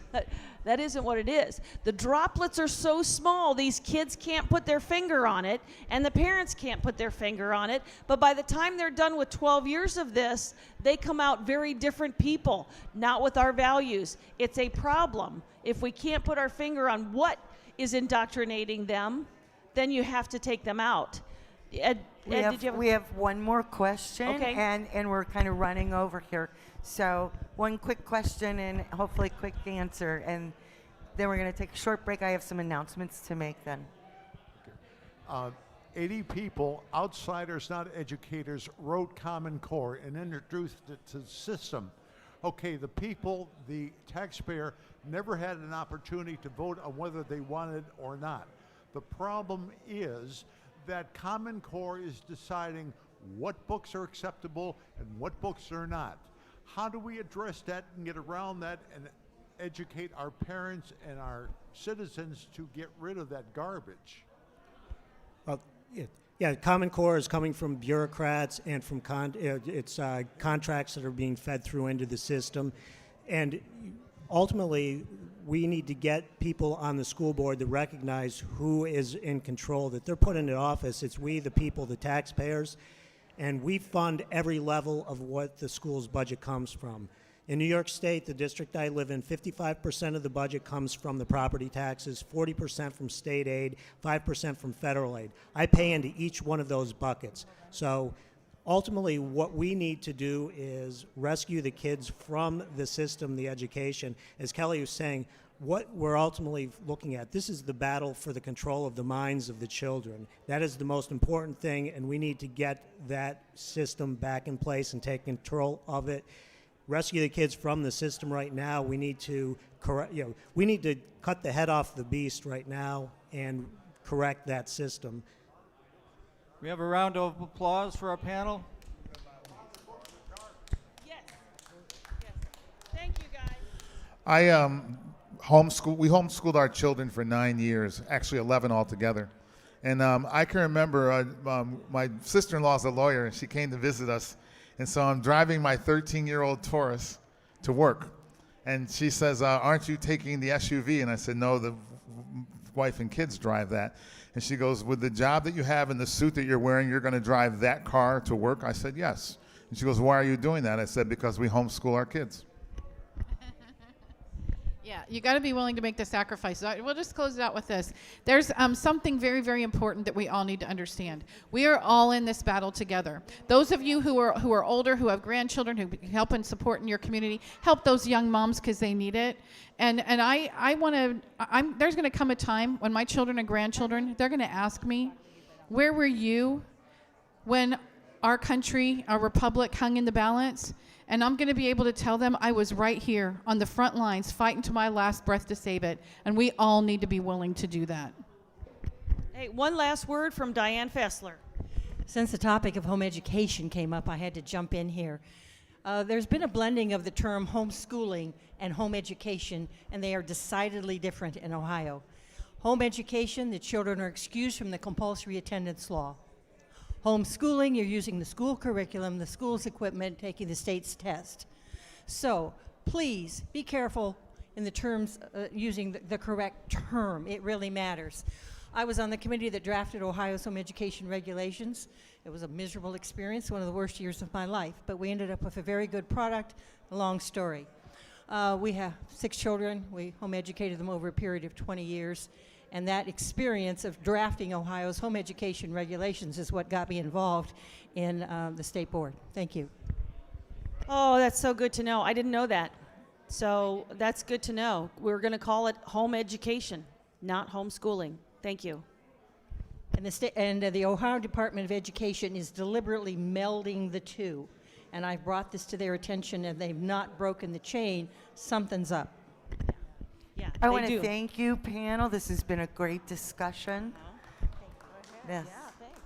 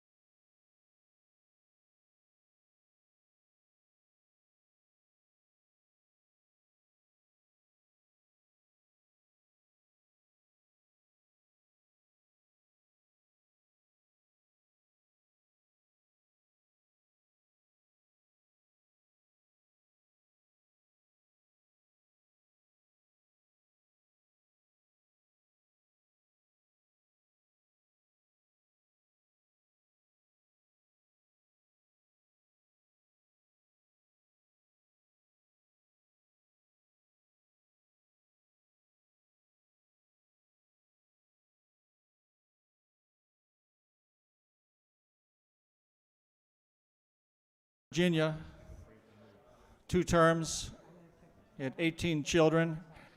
He was an anti-federalist. He was against the Constitution until George Washington finally persuaded him to agree to supporting ratification of the Constitution.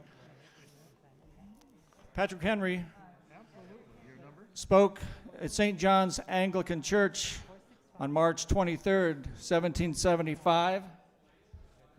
in support of funding Virginian troops for the Revolutionary War, which he believed was imminent, at St. John's Anglican Church in Richmond, Virginia,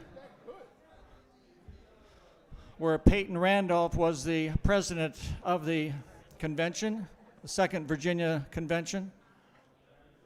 Attending the convention, just like today, we have George Washington, Thomas Jefferson.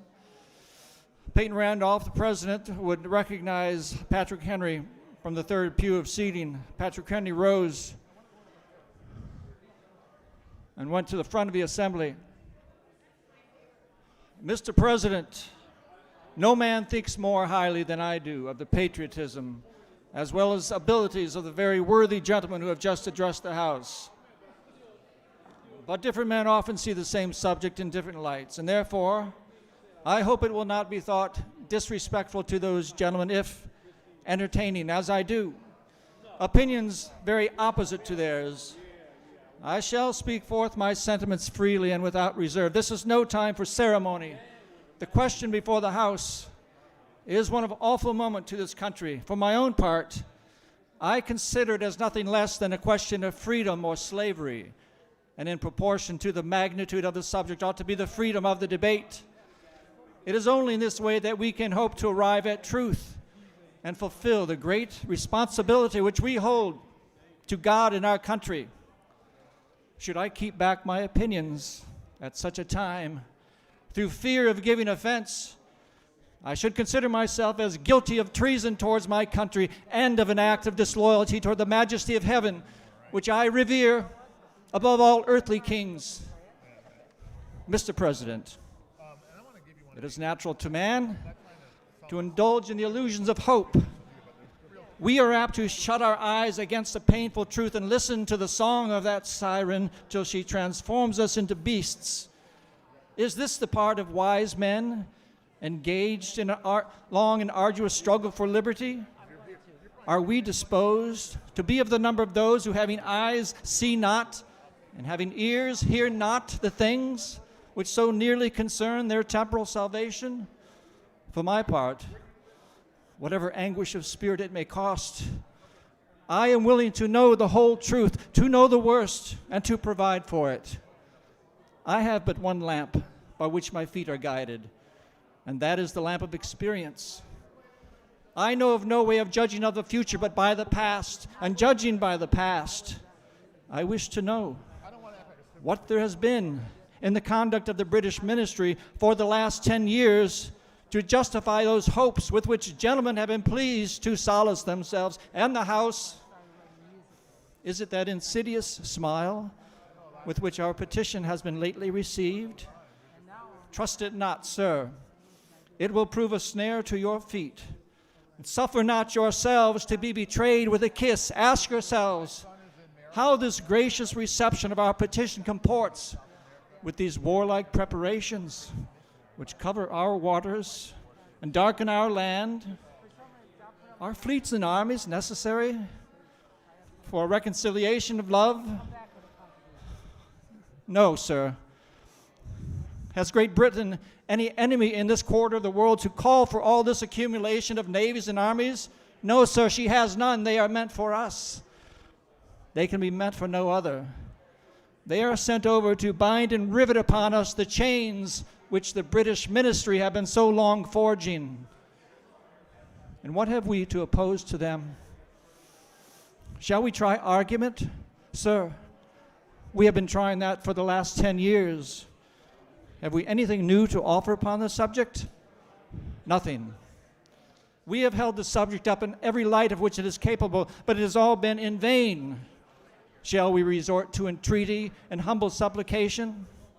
What terms shall we find that have not been already exhausted? Let us not, I beseech you, sir, deceive ourselves. We have done everything that could be done to avert the storm which is now coming on. We have petitioned, we have remonstrated, we have supplicated, we have prostrated ourselves before the throne and have implored its interposition to arrest the tyrannical hands of the ministry and parliament. Our petitions have been slighted. Our remonstrances have produced additional violence and insult. Our supplications have been disregarded, and we have been spurned with contempt from the foot of the throne.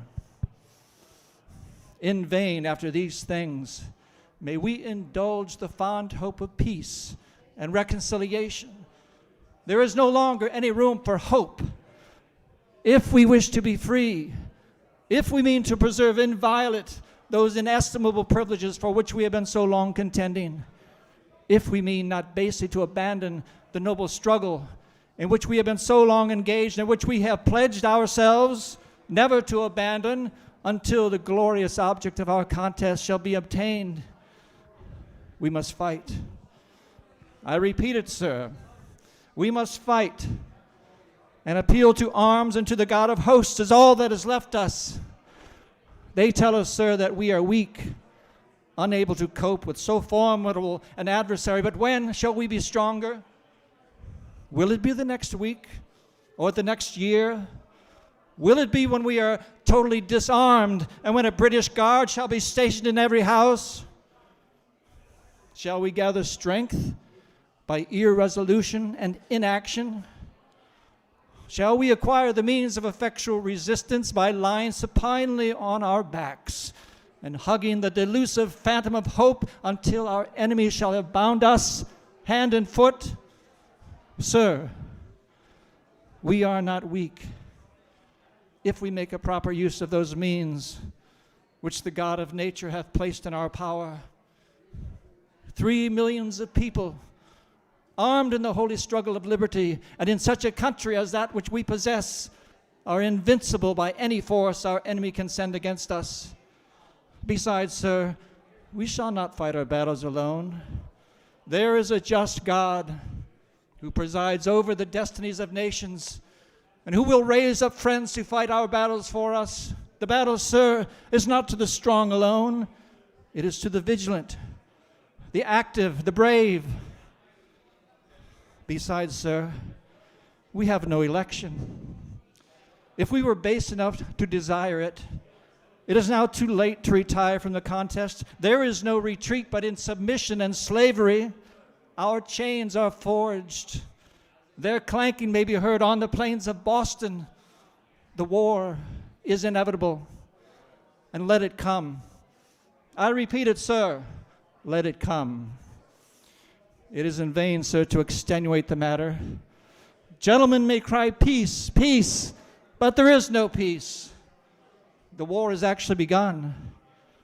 The next gale that sweeps from the north will bring to our ears the clash of resounding arms. Our brethren are already in the field. Why stand we here idle? What is it that gentlemen wish? What would they have? Is life so dear, or peace so sweet, as to be purchased at the price of chains and slavery? Forbid it, Almighty God. I know not what course others may take, but as for me, give me liberty or give me death. Thank you.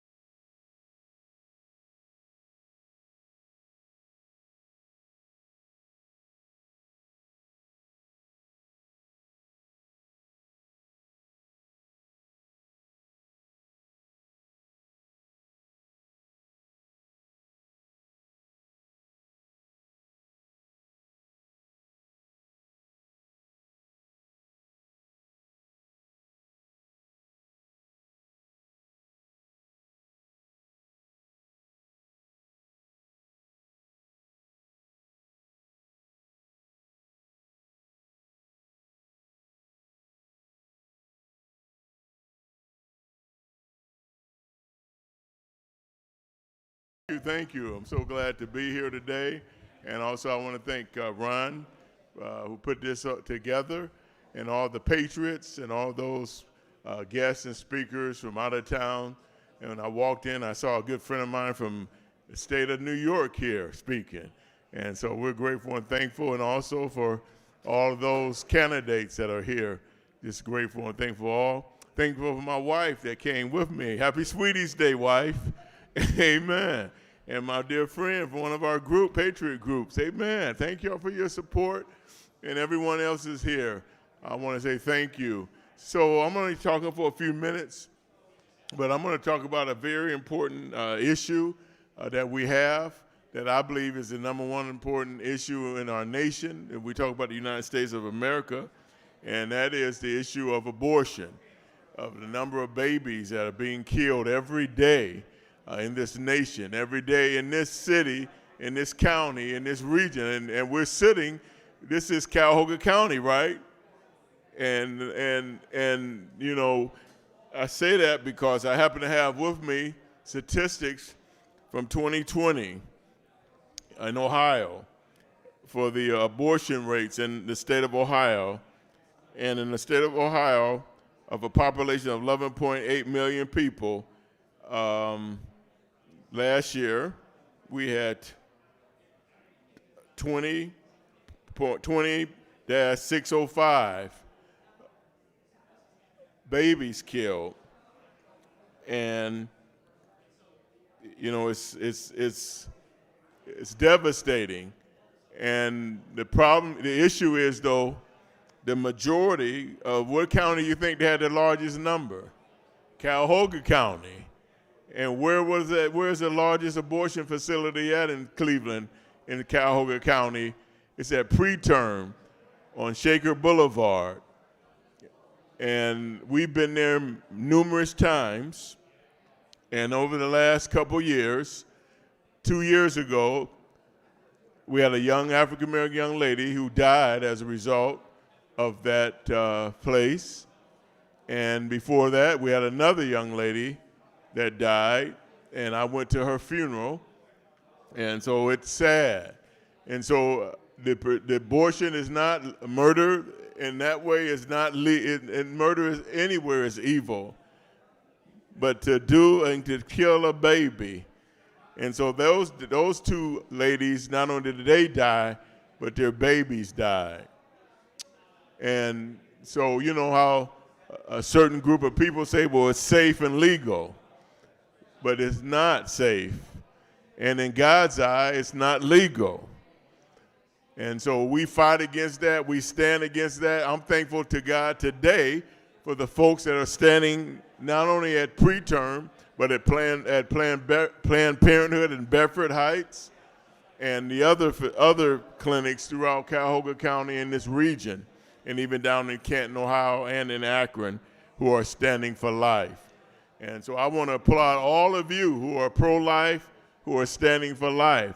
And I'm thankful that, you know, there's a lot of meetings going on around the nation, patriot meetings, people standing up for rights.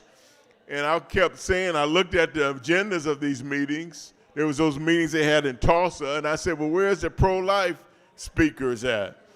And so a week ago, I met with a couple. They're having a meeting, a big meeting for patriots in Sandusky on the 6th of November. And they came and met with me, took me out to eat, and they said, we want you to be one of our 5 speakers for that event. And I said, wow, God, you worked, because somebody's got to stand up and talk about the babies that's being destroyed before they can get here. And so that's my call that's on my life. Now, how many of you seen a sign like this before? You know, Black Lives Matter. Well, mine says Black Lives Matter in the womb too. And it's sad that they don't want to deal with that. I remember we were in San Francisco a couple years ago. I'm part of the March for Life in San Francisco, West Coast. And there was a women's march that was going to happen right after our march. And I remember having this sign. I was walking back to where we were going to go. And there was these women, and they had on the vagina hats. But when they saw my sign, they didn't know what to say. Number one, they were not used to seeing a person of color, a black man holding a sign for life, talking about saving babies. So they were shocked, and they didn't say anything to me, but they were saying things to the other people. They were trying to say negative things. So what I want you all to know is you can make a difference in your community, in your neighborhood, in your church, in your groups. You can make a difference. Now, I do have my book here, so please grab one. They're free. Just take it with you. It's tell my story, our story, about how do we become pro-life and why we're doing what we're doing. Somebody said, Pastor Moss, I see you everywhere. Well, it's what God has called us to do, to stand up for the babies. And now I know they're talking about politics here, and we're conservatives. I spoke this year at the Greene County Lincoln Day. Star Parker was the speaker, and they asked me to come down to that meeting to introduce her. And in my introduction, I said to the people that were there, all these conservative Republicans, I said, are we not conservative? Are we not Republican? Blah, blah, blah. But what I said to them, and what I say to everybody who can hear my voice, if you're conservative, be conservative. If you're conservative, vote conservative. We can't compromise. We can't compromise. And now, more than ever before, people, we've got to stand our ground for the truth. They were talking about education in the last session. Got to stand our ground. If we're going to be against critical race theory, then we got to be against it all the way, right? All the way. And the Ohio Board of Education met this week, and they did have a resolution to rescind the resolution that was for critical race theory. Amen. So I'm glad to say that. There's a beautiful African-American young lady that's a vice president for the state school board, and she's doing a great job, Ms. McGuire, so please keep her up in prayer. And there's others there who are supporting life and supporting to do the right thing for our children and for our babies. And the thing that I want to say about abortion, about all these babies that have been killed, why do you think they want to open borders? Because they know without people, without babies being allowed to be born, that to run a nation, you got to have people. You got to have people. They know that. And that's why we got to know the whole truth. And then the other thing about abortion, the biggest thing that they're doing now, the reason why they want to do late-term abortions, because there's money to be made. There's money to be made. And so that's why you and I got to press against abortion. So whatever it takes, whatever you have to do, I just want to encourage you to do it, to fight it, all right? Vote pro-life. Vote pro-life. Vote pro-life. Unfortunately, I don't live in Cleveland. I live in Stark County in Canton, Ohio. Laverne Gore is running in your 11th district. And if any of you live in the 11th district, she's a pro-life candidate, African-American woman. Vote for her. Vote for her. So I want to tell you today, folks, I played a little bit of football, and the one thing that I knew about a football team, we had to stick together, win or lose. We had to fight, we cried, we wept, we bled together, but we had to learn to stick together. And so what I'm saying to all of you today, all the patriots, we got to stick together. I want you to repeat after me. This is what we do in church. Say, I will stick with my brothers and sisters. I will work with my brothers and sisters. and I will yield my life to God. God bless you. Come on, give the Lord a hand clap.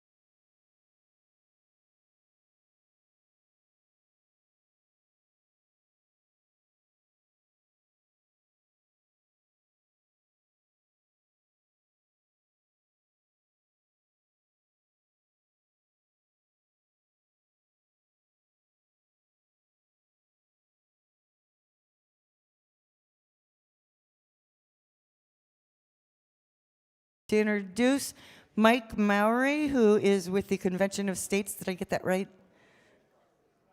Convention of States project. And I'm going to turn it over to him. Thank you.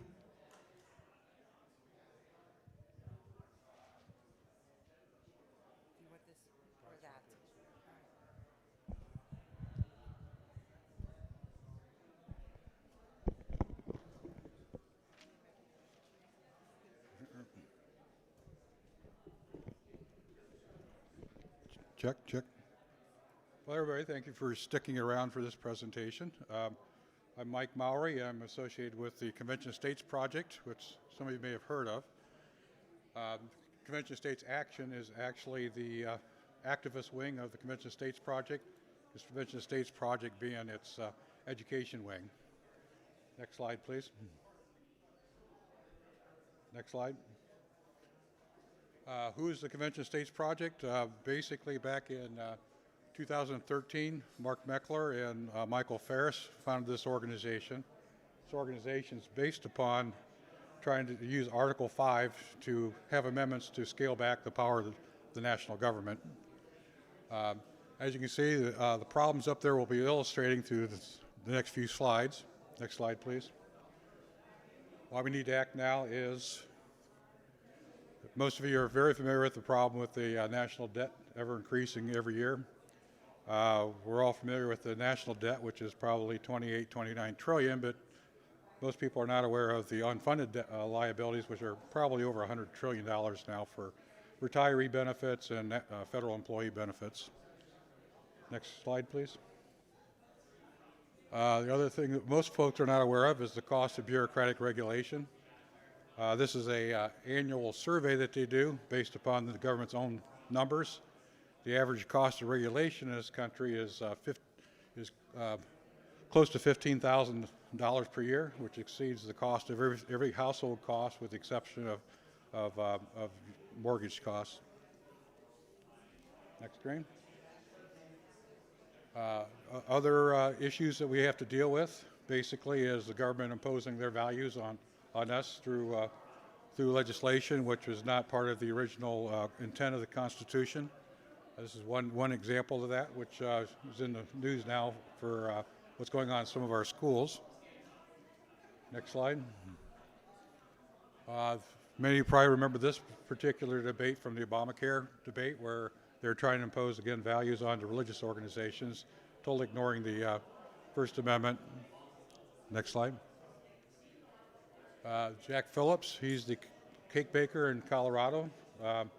You may recall that he actually won his lawsuit with the Supreme Court, but it was a narrow decision, so the state of Colorado is still coming back after him. He's still defending himself in court. Next slide. How many things have happened in the last few years we think could never happen? Of course, one thing that just came out recently was they're thinking about packing the Supreme Court. It hasn't happened yet, but at the pace things are moving at, there's no doubt that that's a risk that we have to look forward to. Next slide. Ticking time bomb is the number of citizens we have. They're actually acclimated to be part of the American system.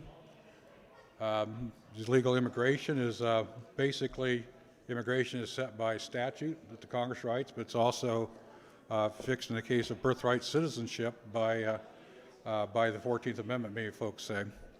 As you can see by that map up there, the only parts of the world that have birthright citizenship are the countries in blue, we being one of them. The U.S. did not have that birthright citizenship until the 14th Amendment came out, and again, that's up to debate. Next slide, please. If you could play that first video.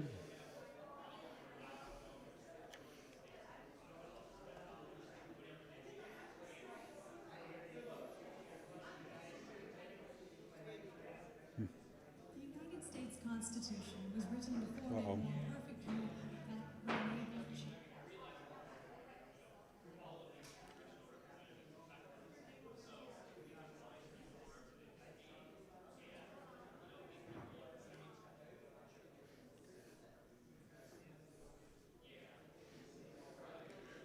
If you're having trouble with that, we can just go back to the PowerPoint.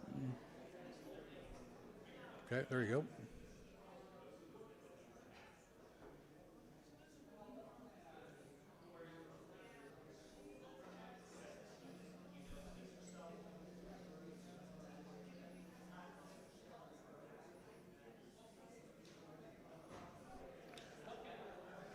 if you have trouble with the sound, we can just go back to the PowerPoint. So.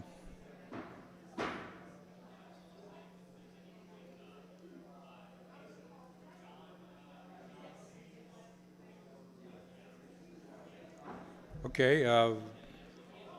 Some people ask why, if they're not following the Constitution now, why should we worry about writing constitutional amendments? Constitutional amendments have been used in the past to basically correct issues of the federal government overstepping their power. Actually, the 11th Amendment was an example of that, where the states passed an amendment basically give them their sovereign immunity. But this little video here, if it does work, we'll talk about that a little bit.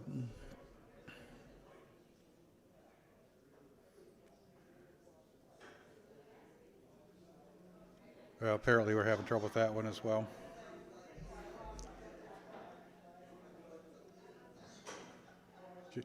Just want to go to the next slide.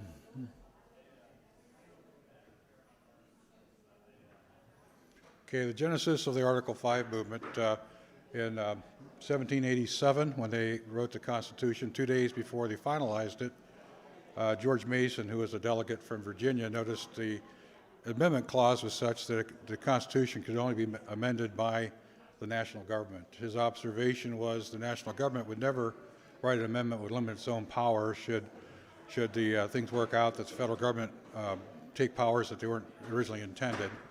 So the suggestion was basically to give the state legislatures an opportunity to place amendments as being a second clause of Article 5. As you can see by the quote, it says, thought of plan of amending the Constitution exceptional and dangerous, as proposing of amendments as both modes is dependent. In the first, immediately in the second, and ultimately on Congress. So if Congress basically was taking up too much power, the states would have no way of amending the Constitution to clarify the intent of the people. Next slide. Okay, so there's two methods of amending the Constitution. Next slide. First method has been used 33 times by Congress, only with 27 amendments amended. Basically, that process is if 2/3 of the Congress, both the Senate and the House, decide there's an amendment to be proposed to the American people, they send it to the states for ratification. Ratification can be done by either the state legislatures voting to approve an amendment or ratifying conventions in each state. Of the 27 that have passed so far, one has been used to ratify the amendment, and that was the prohibition of prohibition. Next slide. This is an illustration of that method. Basically, the amendment is proposed by 2/3 of Congress. Then it goes to the states, again, for ratification by the legislature or by conventions in the state. Next slide. Second clause, as it reads, on the application of the legislatures of 2/3 of several states shall call a convention for proposing amendments. We underline proposing up there because the convention only has one power, and that is to propose amendments. They don't make amendments. That has to go to the states for ratification. For an amendment to be proposed, it has to be approved by the majority of states at a Article 5 convention, which has to be called by 2/3 of the state, which is 34 states. Next slide. This again is a graphic of the process. As you can see, it's practically the same image as what we currently have with Congress. Basically, it's a two-step process, which makes it safer. Basically, it has to be proposed by the states, it has to, by the convention, and it comes back to the states for ratification. Ratification again requires 3/4 of the states, which is 38 states, which means both chambers in all 38 states. So for any amendment to be ratified, you need to have 76 chambers approve that amendment. Next slide. This again just illustrates the ratification process, which is a second process after the convention has been held and finished. Basically goes back to the states where 3/4 of the states or 38 states have to ratify it separate from the convention for it to become an amendment. Next slide. Here's the process, just being repetitive. 34 states submit the application. Congress then is required to call the convention. Then the states will select their delegates, send them to the convention, where they basically deliberate on the amendments and then vote on it. If they can get a majority at the convention to vote on it, they send it to Congress. Congress sends it out to the states for the ratification process. Next slide. The purpose to expand the second way was clearly added to correct expected abuses by the national government. Article 5 plainly states that the power is conferred to the mandatory convention is solely for the purpose of proposing amendments. A lot of folks mistake the fact that they think the convention actually makes the amendment. All they do is propose the amendment for further consideration. Next slide. We know not only from George Mason's quote that the purpose of the second clause was to prevent abuse by the national government. We have other founding fathers making comments on the purpose of that section of Article 5. Madison, 43 years later, after the Constitution was made, basically stated, should the provisions of the Constitution as here reviewed be found not to secure the government and rights of the states against usurpations and abuses of the part of the United States, the final resort within the purview of the Constitution lies in the amendment of the Constitution according to the process applicable by the states.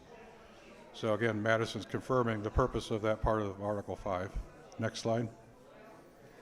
Alexander Hamilton wrote in Federalist 85, as many of you probably know, the Federalist Papers were written basically before the Constitution was ratified by the states as part of the process to explain the Constitution, and this part of Article 5 was one of the safeguards that helped them pass the Constitution in 17, the ratification through the states.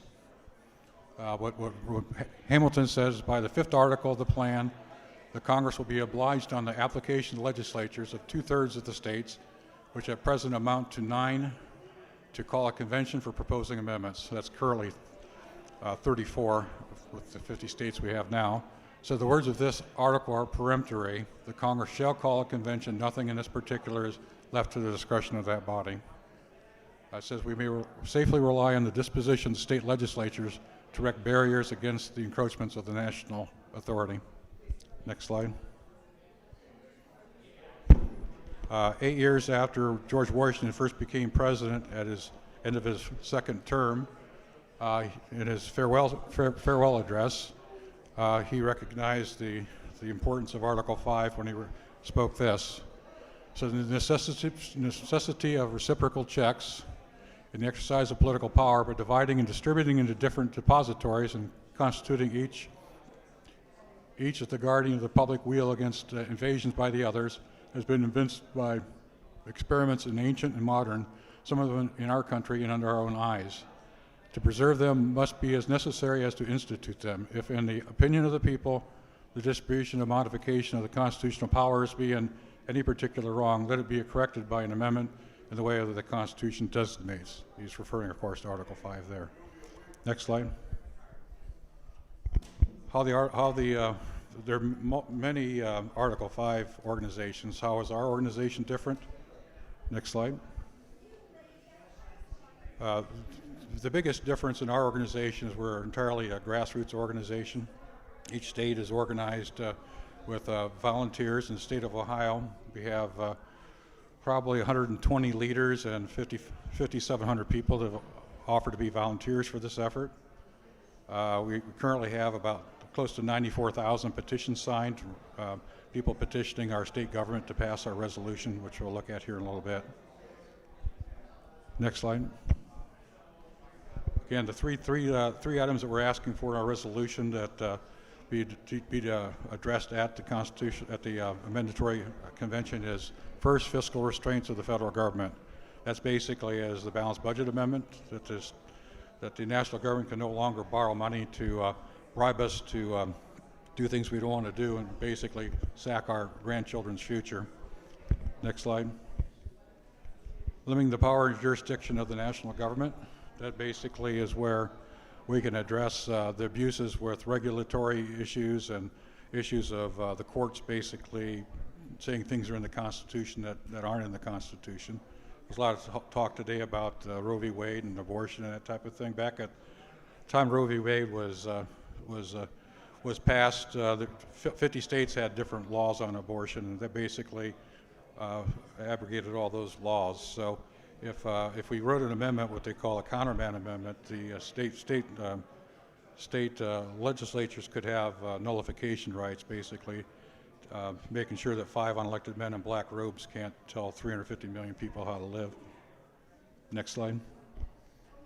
Term limits for national officials. This is one of our more popular items. Of course, we think the people go to Washington, D.C., and they become part of the swamp, and they have advantages in getting reelected after reelected, and we think term limits would be a wise thing to have. The people in the state of Ohio actually voted for term limits in 1992 by referendum, but those particular term limits stuck for our state officials, but national officials are exempt based upon a decision by the Supreme Court, which is probably correct, and that state law can't dictate to what the Constitution says regarding term limits. So the only way we can get term limits is by an amendment to the Constitution, and we're never going to get the first method with the national officials voting for that amendment. We're going to have to do that through the states. Next slide. Mission 2, our job is not done once our resolution is passed. We basically have to talk to our fellow citizens so that the proper amendments are made. And that's an effort that will be our second phase of what we're doing here in Ohio. Next slide. Momentum is building. So far we've passed a resolution in 15 states of the 34 that we need. We have activity in another 15 to 20 states, so we're working hard to try to get this to happen. And in Ohio, we're starting to move, and we just this week introduced our resolution in the Ohio House. Next slide. This is our resolution in Ohio. It's called HJR 1. As you can see, if you can read that small print up there, we have 15 co-sponsors and 2 primary sponsors, which constitute probably 25% of the Republican caucus is already on board as sponsors or co-sponsors. Next slide. What does that resolution in Ohio read? This is basically the same as it reads in all states that have passed this, and that we believe that resolutions have to be approximately the same to what they call aggregate to be part of the 34. As you can read, it says the application to Congress of the United States for Convention of States under Article 5 that is limited to proposing amendments to impose fiscal restraints on the federal government, limit the power and jurisdiction of the federal government, and limit the terms of office of its officials and members of Congress. And that basically means that term limits could be imposed upon elected officials, head of bureaucracies, or even the courts. Next slide. Here are the whereases, basically, that talk about why we need to do this. We talked about those earlier as far as the abuse of the federal government, basically bankrupting the future for our children and grandchildren, and basically an improper interpretation of the balance of power between the people in the states and the national government. Next slide. Another whereas, basically it solemn duty of the states to protect the liberty of the people. That was the original intent of the Constitution, and how original ratification of the Constitution was made. The people felt they had a safeguard in their federal governments and their state governments, protecting them from abuse of the national government. Next slide. Basically, it's a repeat of the earlier resolution stating about we would have a convention for fiscal restraints, limiting the power and jurisdiction of the federal government, and term limits. Next slide. Further resolved, basically the Ohio Assembly is doing this based upon its understandings of what the Constitution calls for in this process. Next slide. Basically says the application to the Congress, Congress has no power other than to call the convention, and it must call the convention based upon the reading of Article 5. Next slide. Basically states the Congress has no operation within that process. It kind of defeats the purpose of the process, so it's obvious that they should not be involved. Basically, the states will get together and make their own rules, which has been the process for conventions for centuries. Next slide. Same thing here, basically states the limitations of what the federal government has. Next slide. Basically, the other safeguard on this, if should the discussions of Bill of Rights ever come up at the convention, the Ohio resolution is void ab initio, which basically means void back to the beginning, and the Ohio delegates come home. Basically, it's stating the obvious that they're there as agencies for the state government, and they can only do what the state government authorizes them to do. Next slide. It's basically is a final part of the resolution that once it's passed, it gets sent to the national government. Once the national government receives it, they basically keep it until there's 34 states with similar resolutions, at which point they're required to call the convention. Next slide. This is about our organization in Ohio, grassroots in Ohio. Next slide, please. State of Ohio, we've divided ourselves into 6 administrative regions, which each region has support leaders. The state organization has a state director, grassroots coordinators, communications coordinator, and a state coalitions director. Then we have 6 teams across the state with the support leaders you see listed in that graphic. Next slide. The way the Convention of States project is organized is we are attempting to have a district captain in all Ohio House districts. There are 99 districts in the state of Ohio. We have roughly 65 districts covered. We have probably 86 district captains with multiple district captains in some districts. Next slide. This shows how Ohio's regionalized itself. Basically, we have 6 regions based upon approximately equal populations based upon Ohio Senate districts. Next slide. This is more or less just an organization chart of the state organization. Next slide. This is basically a description of our leaders.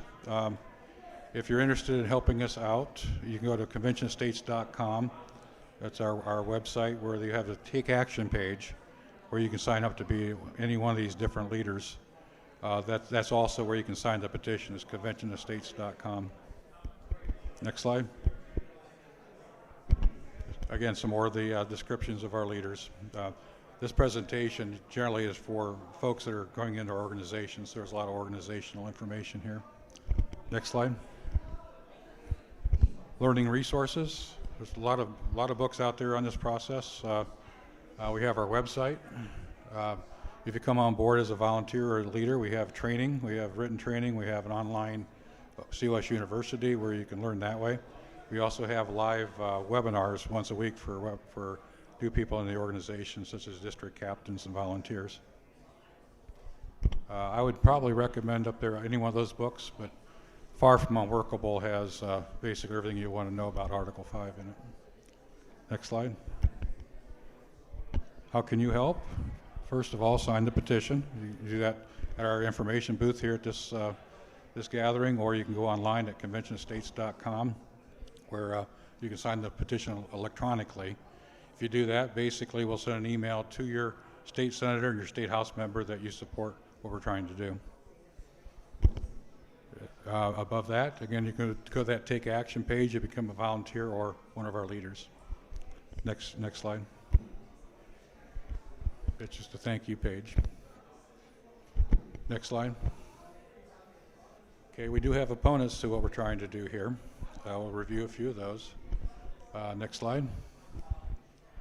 To paraphrase what Ronald Reagan once said of liberals, the trouble with our liberal, and I'm sorry to have the need to hear to paraphrase here, our conservative friends, is not that they're ignorant, it's just that there's so much that they know that's not so.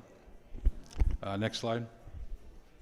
Some of our earlier opponents are basically Common Cause and many George Soros organizations. If you can go to that one PDF file.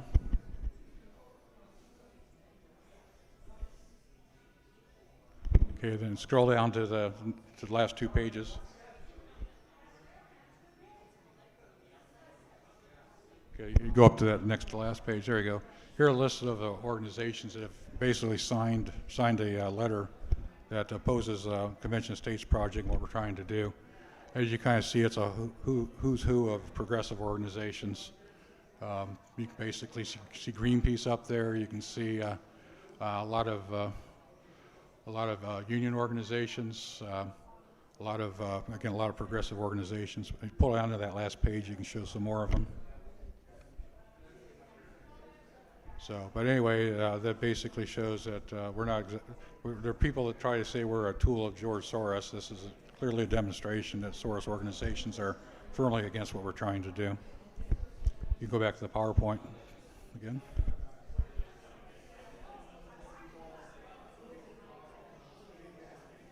Okay, next page. Okay, progressive politicians are against us. If you can try that Edge audio file.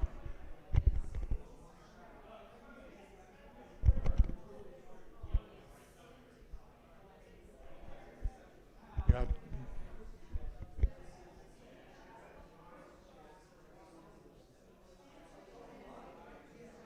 Well, you can probably just let it run. They do have captions there. This is an audio file that's not working, but basically Hillary Clinton here is talking about wild-eyed conservatives trying to take over the country by using this process.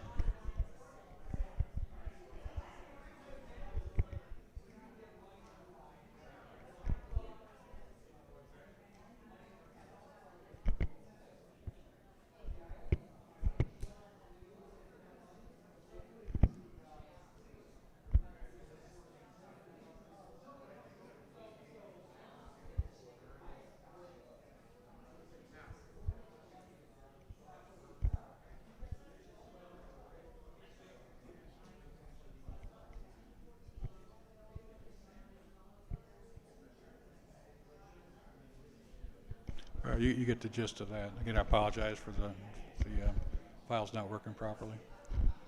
You go back to the PowerPoint. Next slide.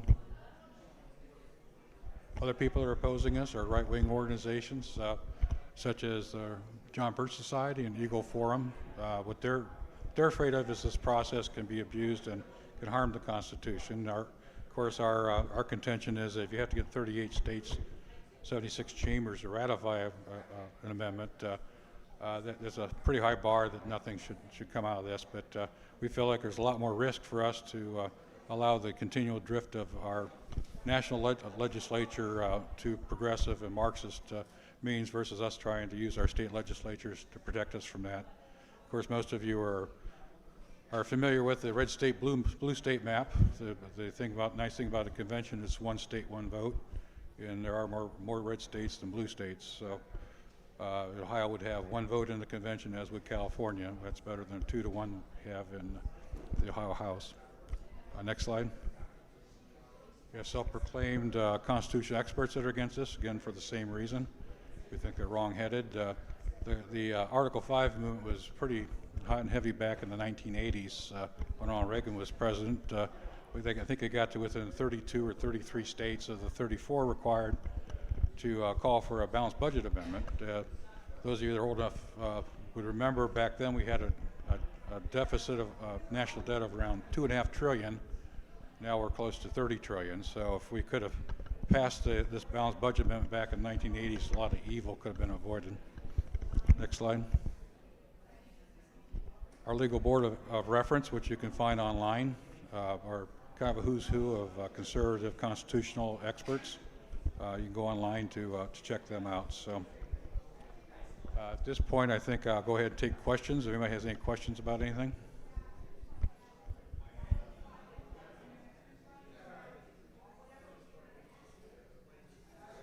No questions? Okay, well, thank you very much for your time. Thank you. Yeah, I apologize a little bit for the disjointed presentation. I usually have a laptop up here that I'm controlling it. So thank you very much for your time.